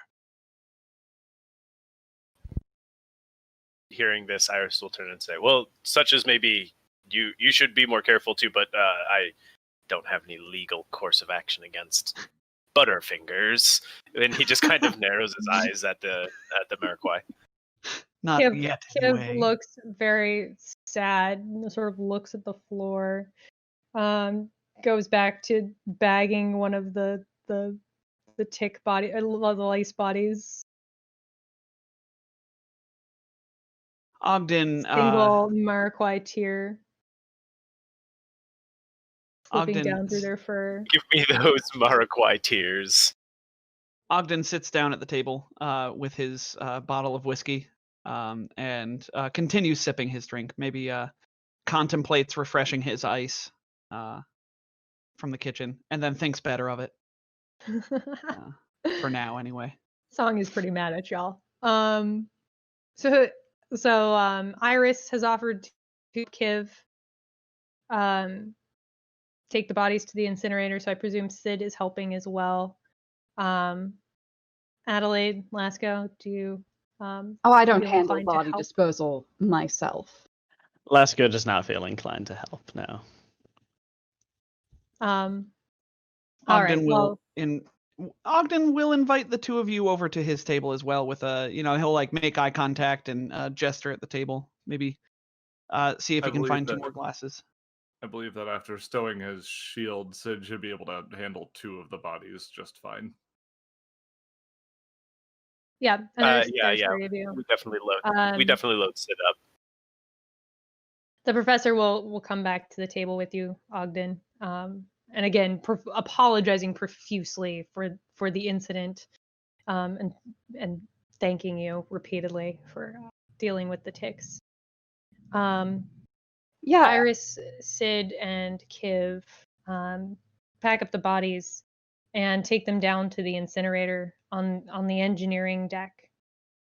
On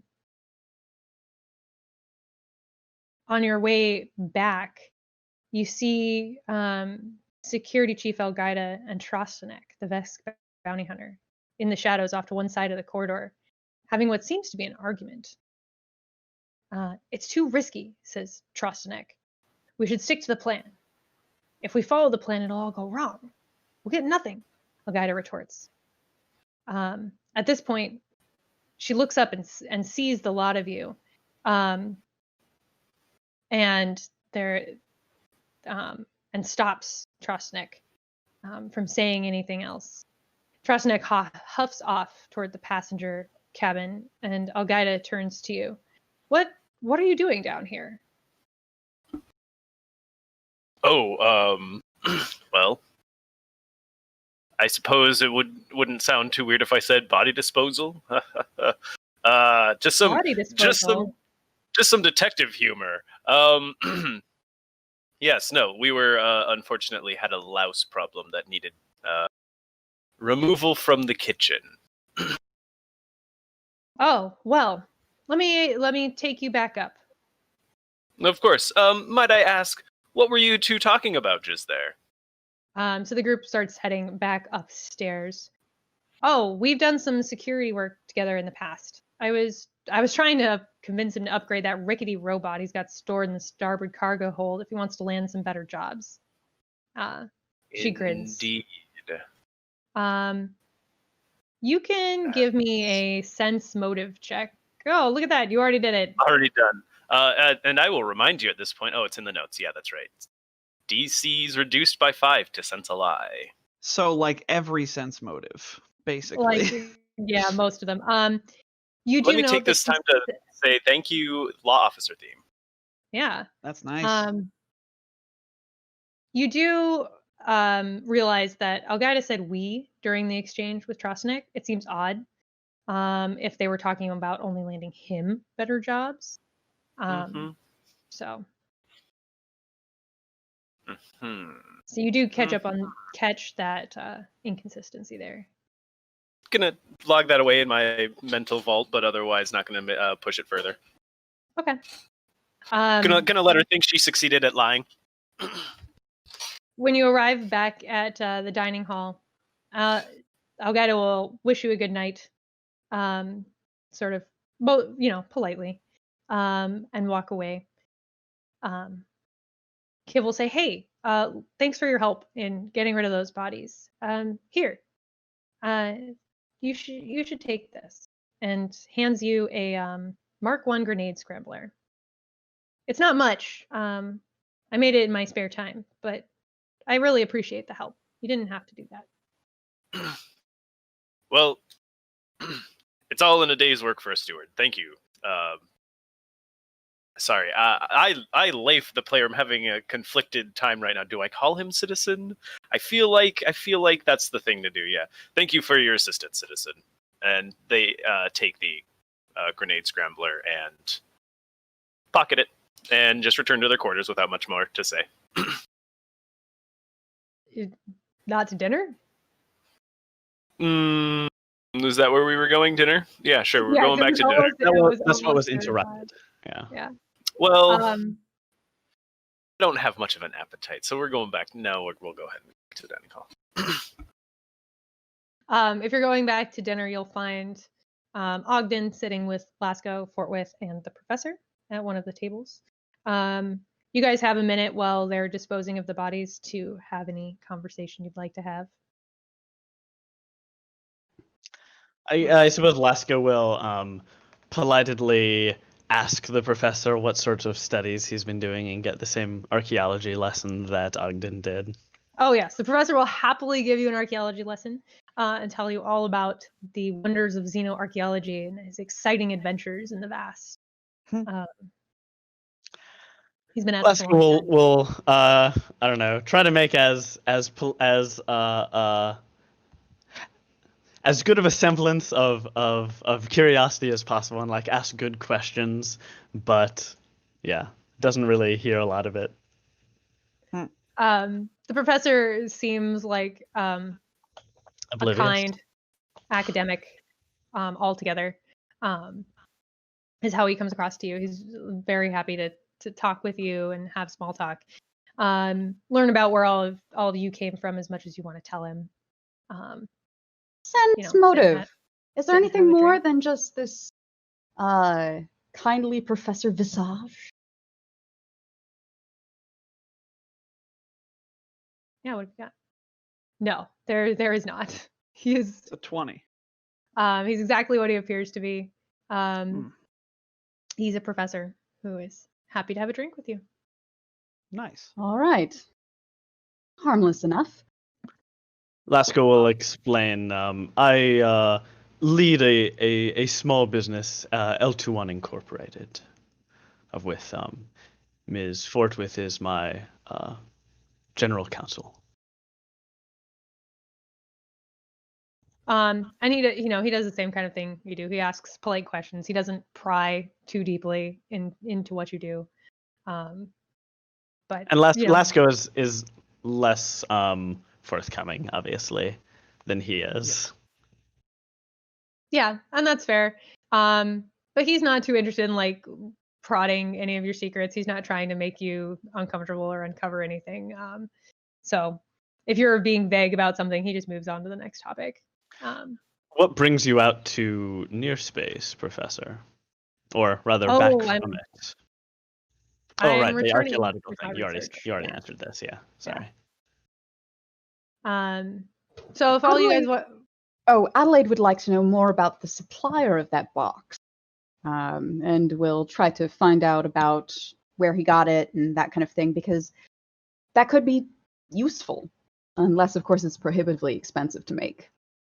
He doesn't know much about the merchant he got it from, really. He was at like a, think Egyptian style bazaar somewhere in the vast on one of his digs.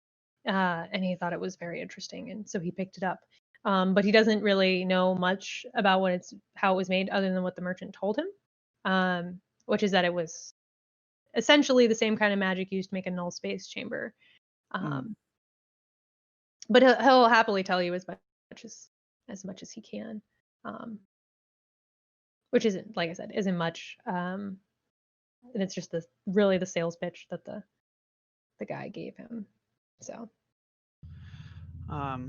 Ogden will, when there's a lull in the conversation, Ogden will, raise a glass to Lasco and Fortwith and say, "Thank you for your help with the fight. That bug really caught me by surprise, and I appreciate it." Of course. And Laska will clink glasses with you. It Do you seems usually... Oh, sorry. Yes, it seems that we have a lot of bad luck, the two of us, since this isn't the first time we've had to be in a little fight together. Yes.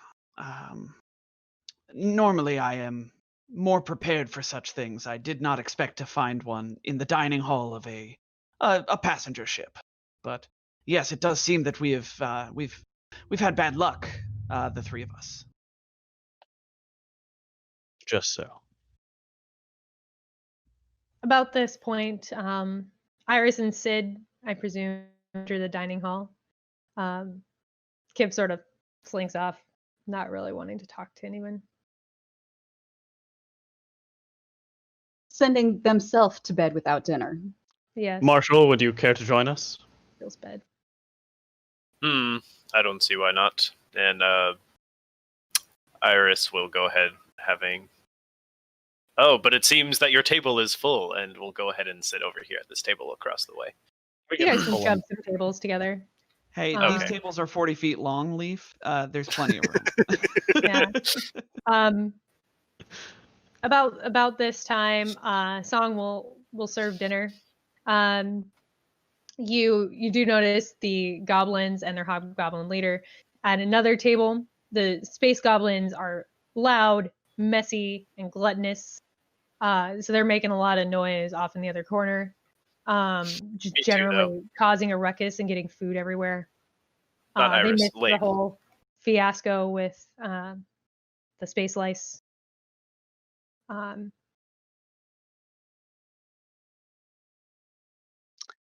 eye them, but yeah. So does the hobgoblin try to? Sorry, I shouldn't call her the hobgoblin. What is her name again? Grath. Jincharoga. Yeah. Oh, Jen.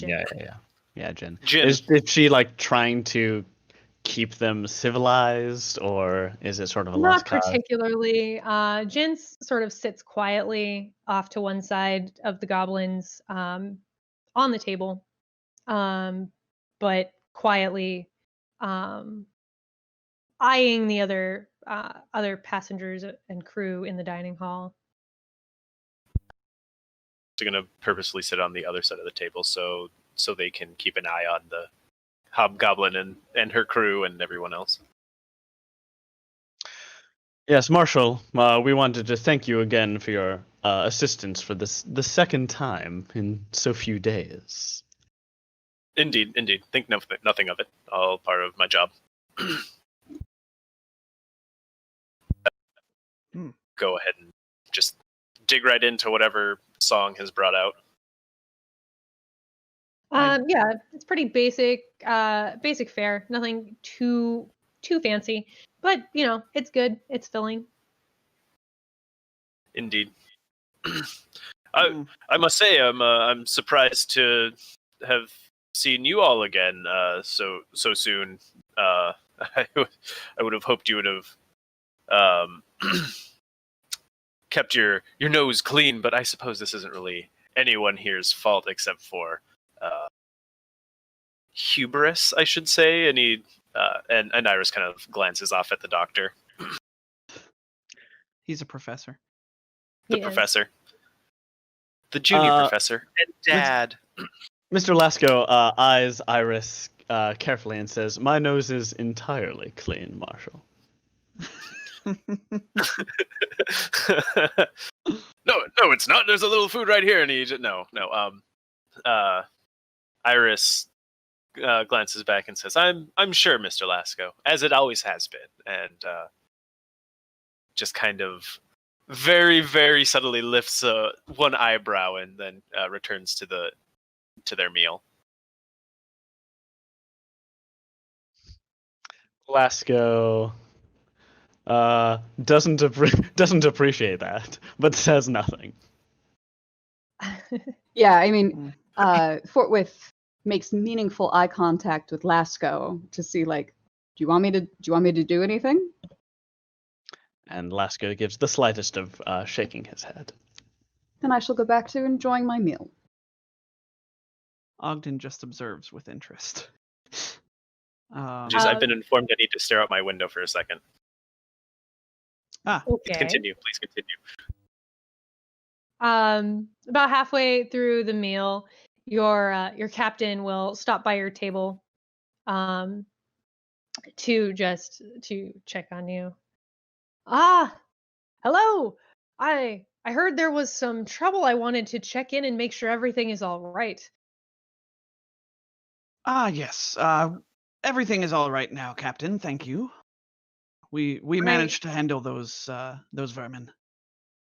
Yes, I understand you did quite well. Thank you. Your chef seemed a bit more concerned with the state of his floors than his guests, though. Ha. Sorry, that's just song for you. What can I say? They're a little bit easily agitated, but they keep us all fed. So what can you do? I assure you, many chefs can keep people fed. I can give you some suggestions of others that you may wish to replace them with. No thanks.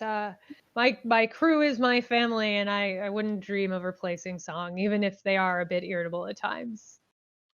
I understand being protective of one's family, Captain, but that also means you are responsible for their missteps. Of course. I'm sure Song didn't mean anything by it.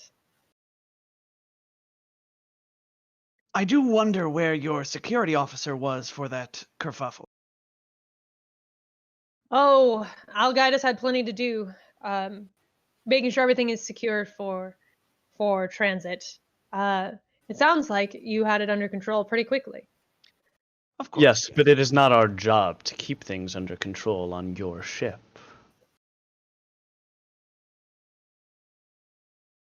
As the GM, do you want to be put out into the drift? I was going to say, This captain's what very I- affable and trying to be nice to you, and you're like I was going to trying to step push in his here. buttons. Yeah, I was going to step here and say, what my employer means to say is that we hope to be able to depend upon her in the future, and trust that there will be no more unexpected surprises. Oh, I certainly hope not. Obviously, it's not our intention for any harm to come to our passengers. Of course. Do you know? I'm trying to think of any kind of. I switched to small talk. Lasco nods. Lasco being a heckin' Karen, man. This is one of the ways that you pay. This is one of the things you pay me for. Yeah, the captain will make small talk with you for a little bit. I'm your Before social he- tank. Yeah, before he excuses himself, he just wanted to check in with all of you and did not anticipate Lasco being a Karen. I dispute how he's handling this, but we can go on from here. This is not how Lasco would handle a situation like this. Now I'm curious. What would Lasco do if he had passengers who like killed things before security could arrive? Oh, how would he handle it? Yeah, I think Lasco would take more ownership of it and yeah, like just display like more gratitude and more shame for like his failing. Well, he was trying, but he's more of a prideful. Yeah. So character. it's really the pride that conflicted with Lasco. That yeah. But anyway, you guys are welcome to hang out as late as you want, talking and generally having a good time. Oh, after a while, the goblins leave loudly, raucously, and they leave all of their dishes and all of their trash all over the table. Well. On their way out, not bothering to clean up after themselves at all. Sucks for song, I guess. Yep, it does. As it gets late, the professor excuses himself and heads to bed. Good night, Professor. Good night. Thank you all again for your help with the ticks. Of course. I am sorry that your device was destroyed. As am I. It was an interesting keepsake, but I'm mostly glad that no one was seriously hurt. I am surprised by your definition of seriously hurt. We lost like 4/5 of our hit points. You guys are fine. Only through the magic of healing serums. No one is dead. You're right. For the sake of the story, I said seriously hurt.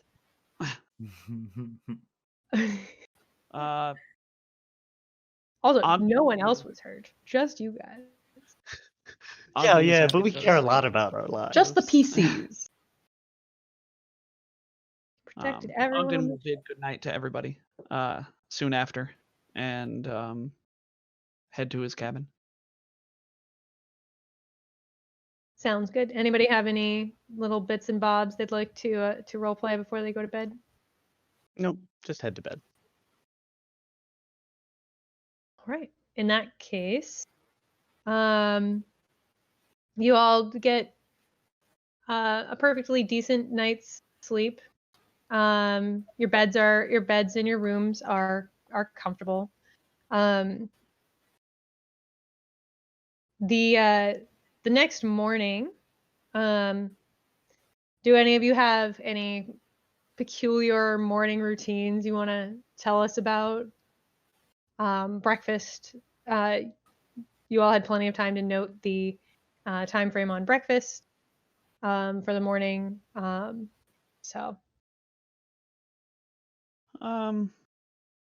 Ogden goes through the same routine of sort of checking over his cabin, checking the walls, making sure the goblins didn't do any structural damage, as I'm sure he heard them late into the night. Checks for, does a sweep for surveillance devices, etc., etc. Typical spy stuff. Yeah, you don't find anything. The goblins haven't managed to do any real damage through the bulkheads, despite their That's best a relief. Despite their best efforts. Yeah.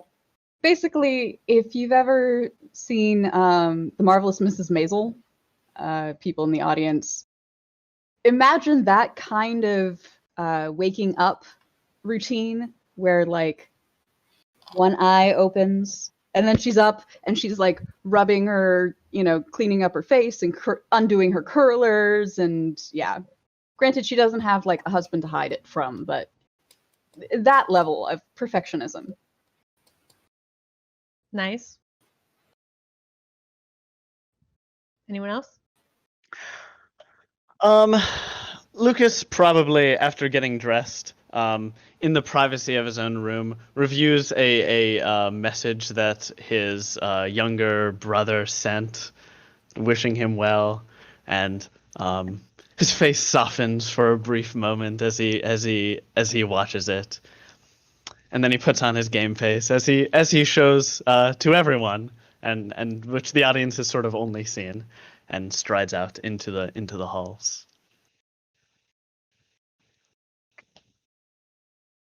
Iris, Sid, morning routines? No, nothing No. really be out of Sort the of ordinary. Just rolls out of bed and goes to breakfast. yeah. Very utilitarian in their existence. So, in terms of hit point damage recovery, like, do I just not need to worry, or are we going by the rules? Because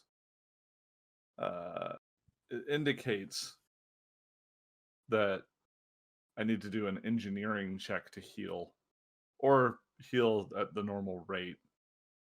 I don't know if there was anybody present who was capable of repairing the damage that Sid. Oh yes, Kiv did I- offer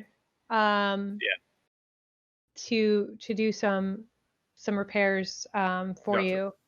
And we totally spaced that part. So maybe after dinner, Iris sent you down to engineering to Kiv Gotcha. to get healed up.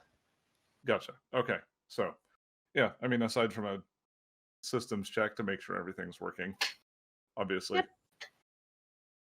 nothing else. Everything seems to be working well. So when everyone heads down to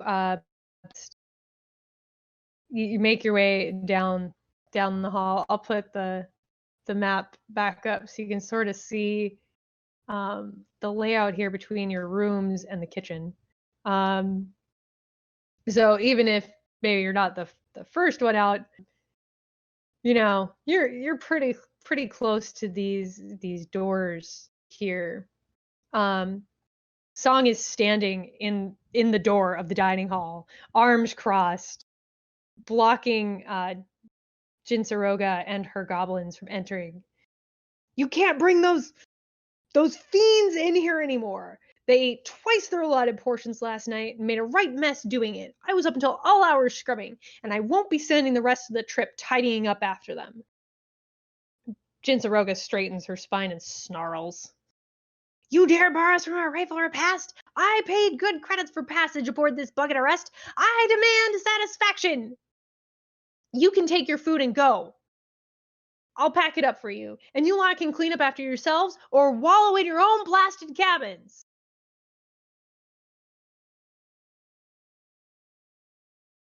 Anyone gonna do Lester's anything trying to about decide this? whose side he's on here.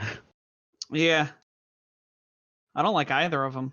Yeah, I know. Uh, It's like, Iteration. Bristles and seems ready to start a fight. Yeah, no. Iteration 13 approaches and says, "Oh, what seems to be the problem here?"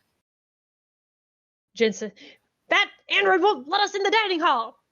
And Song says, well, I'm not cleaning up after you anymore. Indeed. What were the remind me what were the agreed upon terms of this vessel? As Leif, I'm asking this. I assume I would know whether or not. I mean, meals were provided. Meals are provided. Does it specify that they're guaranteed to be in a dining hall? There is no guarantee that they're in the dining hall. Fantastic. All right, we're 100% on Song's side. But they're both like ready to go at each other's throats. So I needed a diplomacy or an intimidate to get them to get Jins to back off. Oh yeah. Oh, we got this. Okay. Let me just pull up my character sheet. And iteration 13 will turn to Jin and say, sounds like you're still getting your food. I don't see what the problem is here. I do suggest, however, you highly reconsider your hostile actions before this gets physical. And their hand is going to actually move to their gun underneath the coat. Yeah, with a 24 intimidate, Sid doesn't quite help with just a 7. Jin sort of bristles again. Oh. Fine, I suppose I could consider it, but we have a right to eat in the dining hall. I need. Oh, no, I take that back. That's a diplomacy check for the other way. Well, fine, we'll take our food. Um, Pack it up, Tookie. The space goblins cackle, and Song leaves long enough to bag up some breakfast for the goblins. I imagine under Sid's watchful or Iris's watchful eye, Sid's watchful Cylon eye. and Sid's watchful Cylon eye, sort of like keeping an eye on these goblins in the hallway, and they're glaring at you, obviously unhappy. But yeah, Song comes back, hands the bag to Jinx, and waits for the goblins to leave. Jinx shoots Song a feral look and then leads the pack back to their quarters. Song actually drops the attitude for a minute. Heck yeah, he does. Or they do. And says, thank you for your help. I couldn't clean up after those goblins again. Indeed, they did leave the place in quite a state. I do apologize. And Iris has also dropped their attitude as well. Kind of more comfortable in the presence of another android. I do apologize for any mess outside of that as well. This past day has been quite hectic, I believe we should say. It's not a great way for it to start. At that point, Surely not. a human woman that I don't think you guys have had the chance to meet yet comes down the hallway. This is first mate Lozu Pahir. Song sees her coming and says, Lozu, have you seen Elgaida? I could have used her help just now. To which Lozu replies, I don't know. I can't find Elgaida anywhere. And she's not answering the door to her room either. She's clearly worried. And she turns to you, Iris, and says, I'd appreciate it if you could keep your eyes peeled for her, actually. And then Of then, course. power aboard the Chimera flickers. At this point, Well, that's not good. like the professor has come out into the hall to sort of like see what the fuss is about, and I imagine the rest of you are probably, at the very least, like sort of at the doors of your room watching this go down. If not up there with Iris. Emergency lighting illuminates the area dimly as a voice comes over the ship's intercom system. Folks, this is your captain speaking. We've had a bit of a hitch in our systems, and unfortunately, we've lost power to the thrusters. Rest assured, though, that our capable chief engineer is on the job and will have the problem fixed as soon as possible. Sorry for the inconvenience. And once we get this fixed, I'll speak with our pilot and see if we can't make up for any lost time. Lozu rushes off to the bridge. Song sighs heavily. Well, better get breakfast going. And heads towards the kitchen, where they start bringing out stuff for like a continental style breakfast. Waffles and pancakes and eggs and cereal and all that jazz. Yep. So you guys are free to eat breakfast. Discuss what has happened. And the lights are still out? There's emergency lighting on. So it's dim. Okay. But there is light. Okay. So is it like Important question. Does the waffle maker work? Yes, the waffle maker works. Emergency lighting, emergency waffle maker. The works. Thank Yeah. God. Yeah. Okay, then Ogden, I imagine Ogden is just dressed in, he's got his second skin on underneath his like street clothes anyway. So it doesn't really make much of a difference because he's got his infrared sensors on and stuff like that. Plus he's a Vesk and he has low light vision, which I think is fine for dim light. But Yep. what I mean to say is Ogden goes to breakfast. Lasco also goes to breakfast.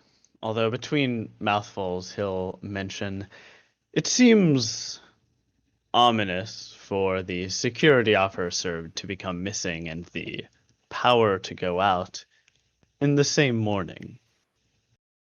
Yes, that was quite coincidental, I think. Assuming that we're sitting at the same table. I don't know. I figure we are.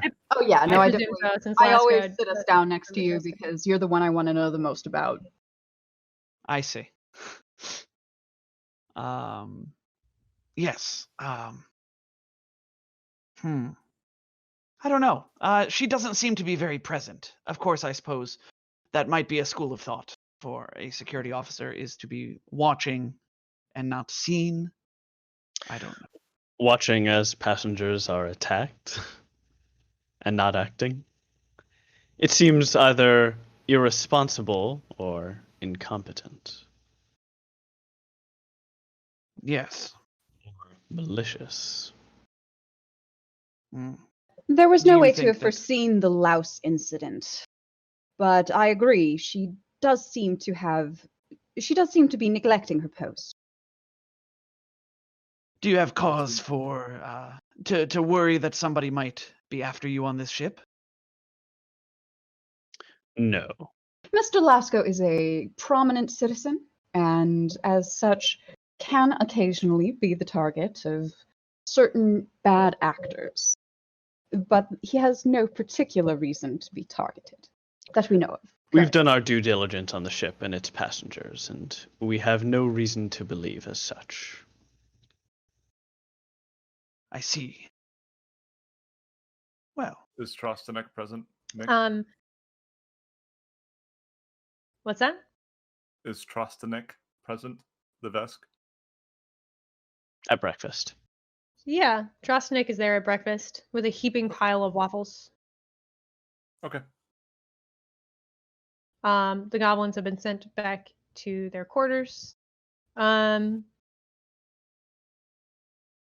notice that Grath and Kiv are off to one side having some breakfast. Grath. Grath is your pilot. Yes, okay. Yosoki here. You guys haven't had much of a chance to interact with him. He doesn't think he's decided that you guys aren't very interesting.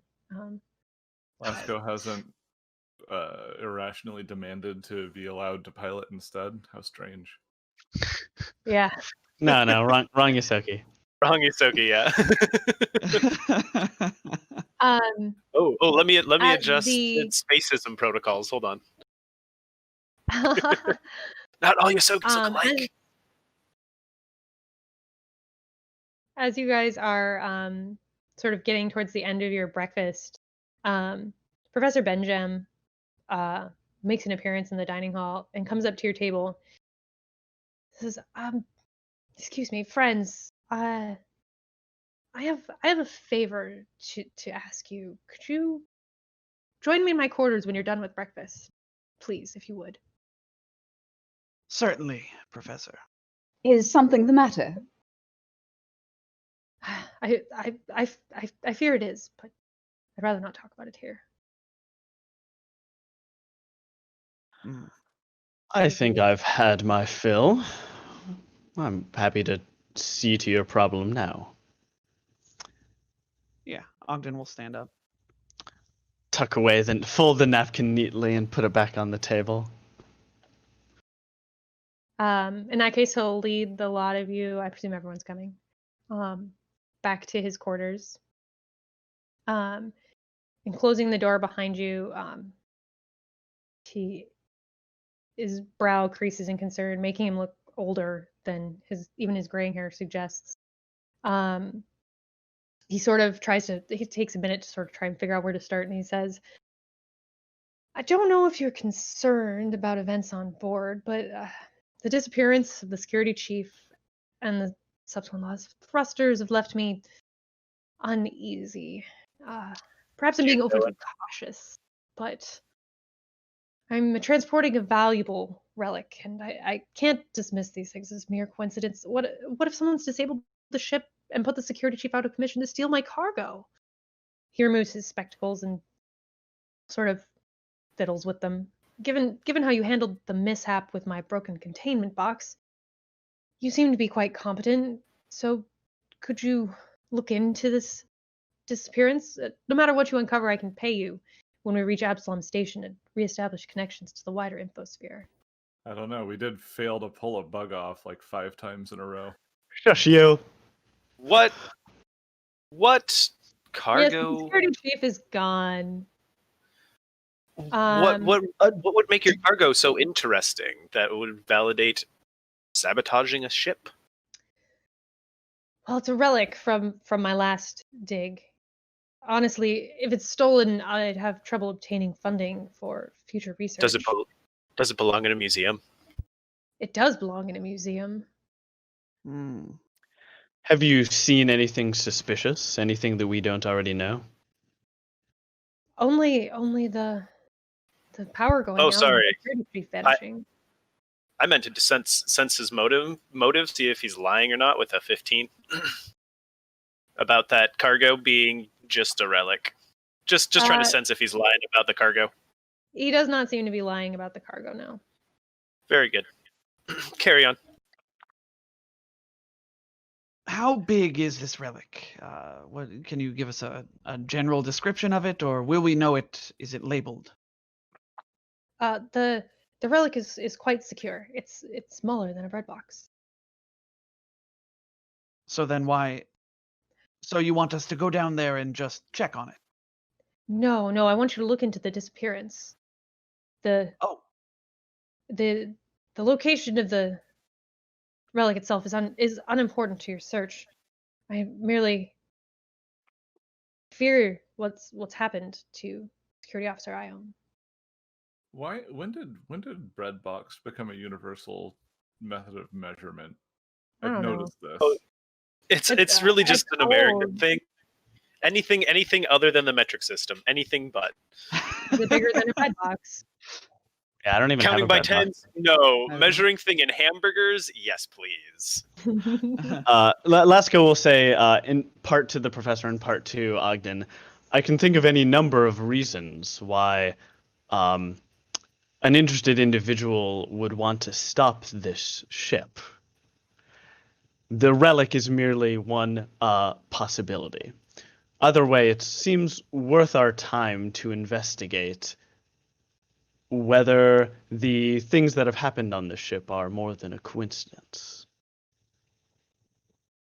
Yes, I agree. I would like to know where this officer is, and since we'll be spending the next 4 days cooped up on this ship, it would do us well, I think, to know where everybody is. Do you have any sway with the captain or any other members of the crew that can ease our ability to investigate this? No, I'm afraid not. But your steward friend, I believe, has sway of his own.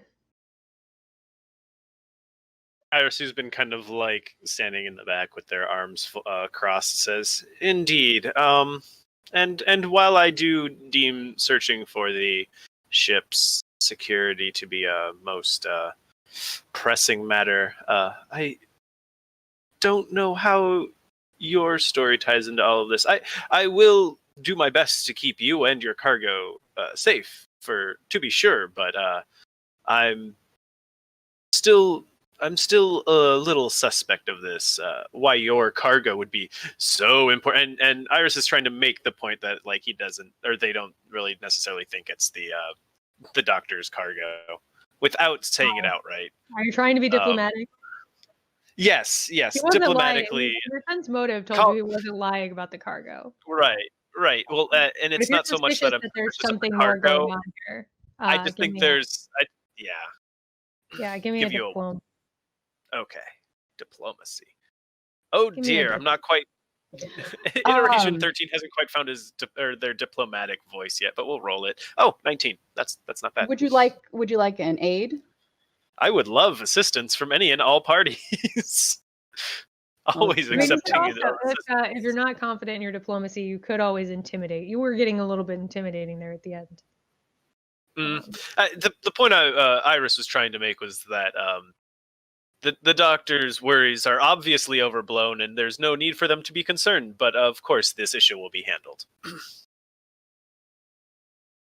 Don't be suspicious. Oh, Don't be suspicious. I apologize if I come off as a foolish old man.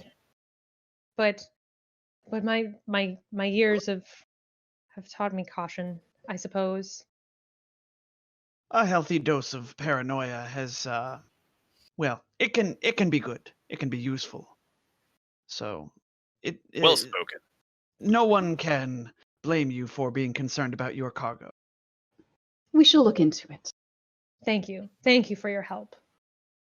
And that is where we will leave off for the week, with you guys accepting this mission from the professor to look around the ship and figure out what happened to Al-Qaeda, and why the power has gone out. It's all very suspicious. You and the professor do seem to agree on that.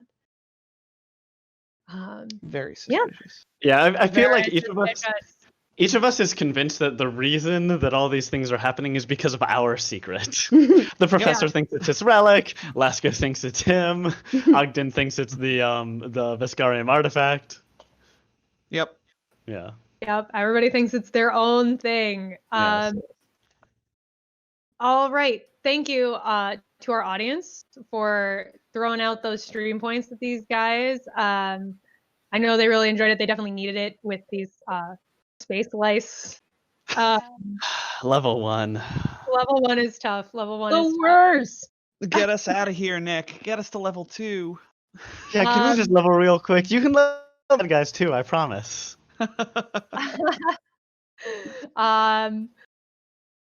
No, well, Don't give in. Don't That's give in so asking for a lot of. easily. No, don't. It's a lot. I'm asking I for a don't lot think of you're supposed to be homebrewing. leveled just yet.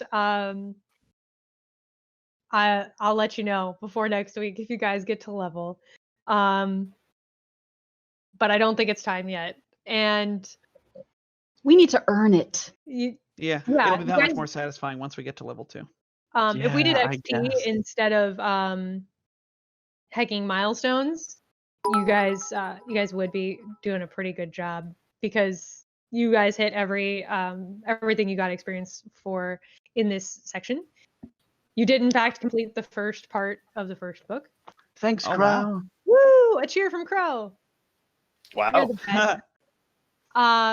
You almost survived level 1. Almost survived level 1. That's how I feel. Goodness.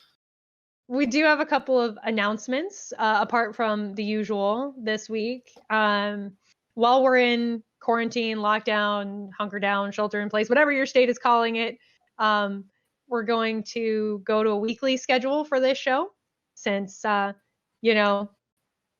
guess Sarah's getting tired of talking to Tom all the time, being stuck at home. Well, I mean, We who can't wouldn't? escape each other. I mean, I would Yeah, I be mean, too. I'm- Jeez. I'm obnoxious. It's like, yeah, just look at that face. So just it exudes just annoying. Yeah, she called me up. She was like, "Nick, please distract Tom for an extra 4 hours a week, so I could do things." How big? Oh, yeah. So mean. Oh yeah, Tom is obviously the most annoying member of the whole crew. Clearly. Yeah. So there's that. Our other announcement is that we are going to continue Rise of the Star-Lords, because we liked it so much, and we're going to be doing that on Thursday nights. Coming this Thursday, we'll be starting that up as a second show. So we'll have a series 3. This is series 2. That'll be series 3. So that's really exciting. And Seth is going to come join us for that one. So we'll have a shiny new character to introduce you guys to come Thursday, and that's going to be at 5 PT. I believe is the time we settled upon, but we'll make sure to make an announcement. I think we might have moved it back. Did we move it back? We'll double check for you guys. We'll make an announcement on Discord in our announcements channel like we usually do. As usual, new Cosmic Crit tonight. If you have cool Starfinder art that you want to try and commission, hit Seth up. And I think that's it for this week. Yeah. I got nothing. Thanks for PaizoCon. coming, Nick. Yeah. Oh, of course. PaizoCon is at the end of the month. GM signups are open for anybody who wants to get involved with that. There's going to be a lot of Starfinder Society, Pathfinder Society, and it's Paizo. It's our favorite publisher, so show up and support Paizo for that. On that Mac, are you note, gonna run we games? had like plane tickets and like hotel arrangements and everything. We had to cancel Yeah. all of it. Yeah. It's okay. We'll get through this, guys. I don't know if I'm gonna run games for PaizoCon. I definitely intend to play, but I think I sort of like gave up on running because I forgot to sign up and I figured all the slots would already be taken. I haven't taken a look at their schedule yet. But yeah, DM signups are open until Wednesday. Okay. So. Oh, then I should look into So that. if you haven't, Tom and everyone else, if you have not signed up to run a game and you want to, do hop on that. All the details are on Paizo's website. And I can link those in announcements for us, everybody too. On the topic of Paizo and running things, I believe their PDF sale is still through today. I actually hopped on last night because they've had like a 25% off all PDFs. On Right. the website, Yeah. Which is crazy. So I went on and bought Pathfinder 2 ancillary extra material and stuff like that because I'm really getting into Pathfinder 2. But then also a couple AP books for Dead Sons to round out my collection. But yeah, so hit them up. Because we like Paizo. Yeah, support Paizo. We want him to keep publishing great content so we can keep running it for you guys. I think what we can do is like if multiple non-SIP people are playing in a society game, whether Starfinder or Pathfinder, maybe we'll like post it in the Discord channel so you guys can play with us. Yeah, that's fun. We can ping it out. Yeah, for Fill out sure. our tables. But with that, we are over time for the week. So we're going to get out of here. Say goodbye, everybody. Goodbye, everybody. Bye, Bye, everybody. And we'll see you next week.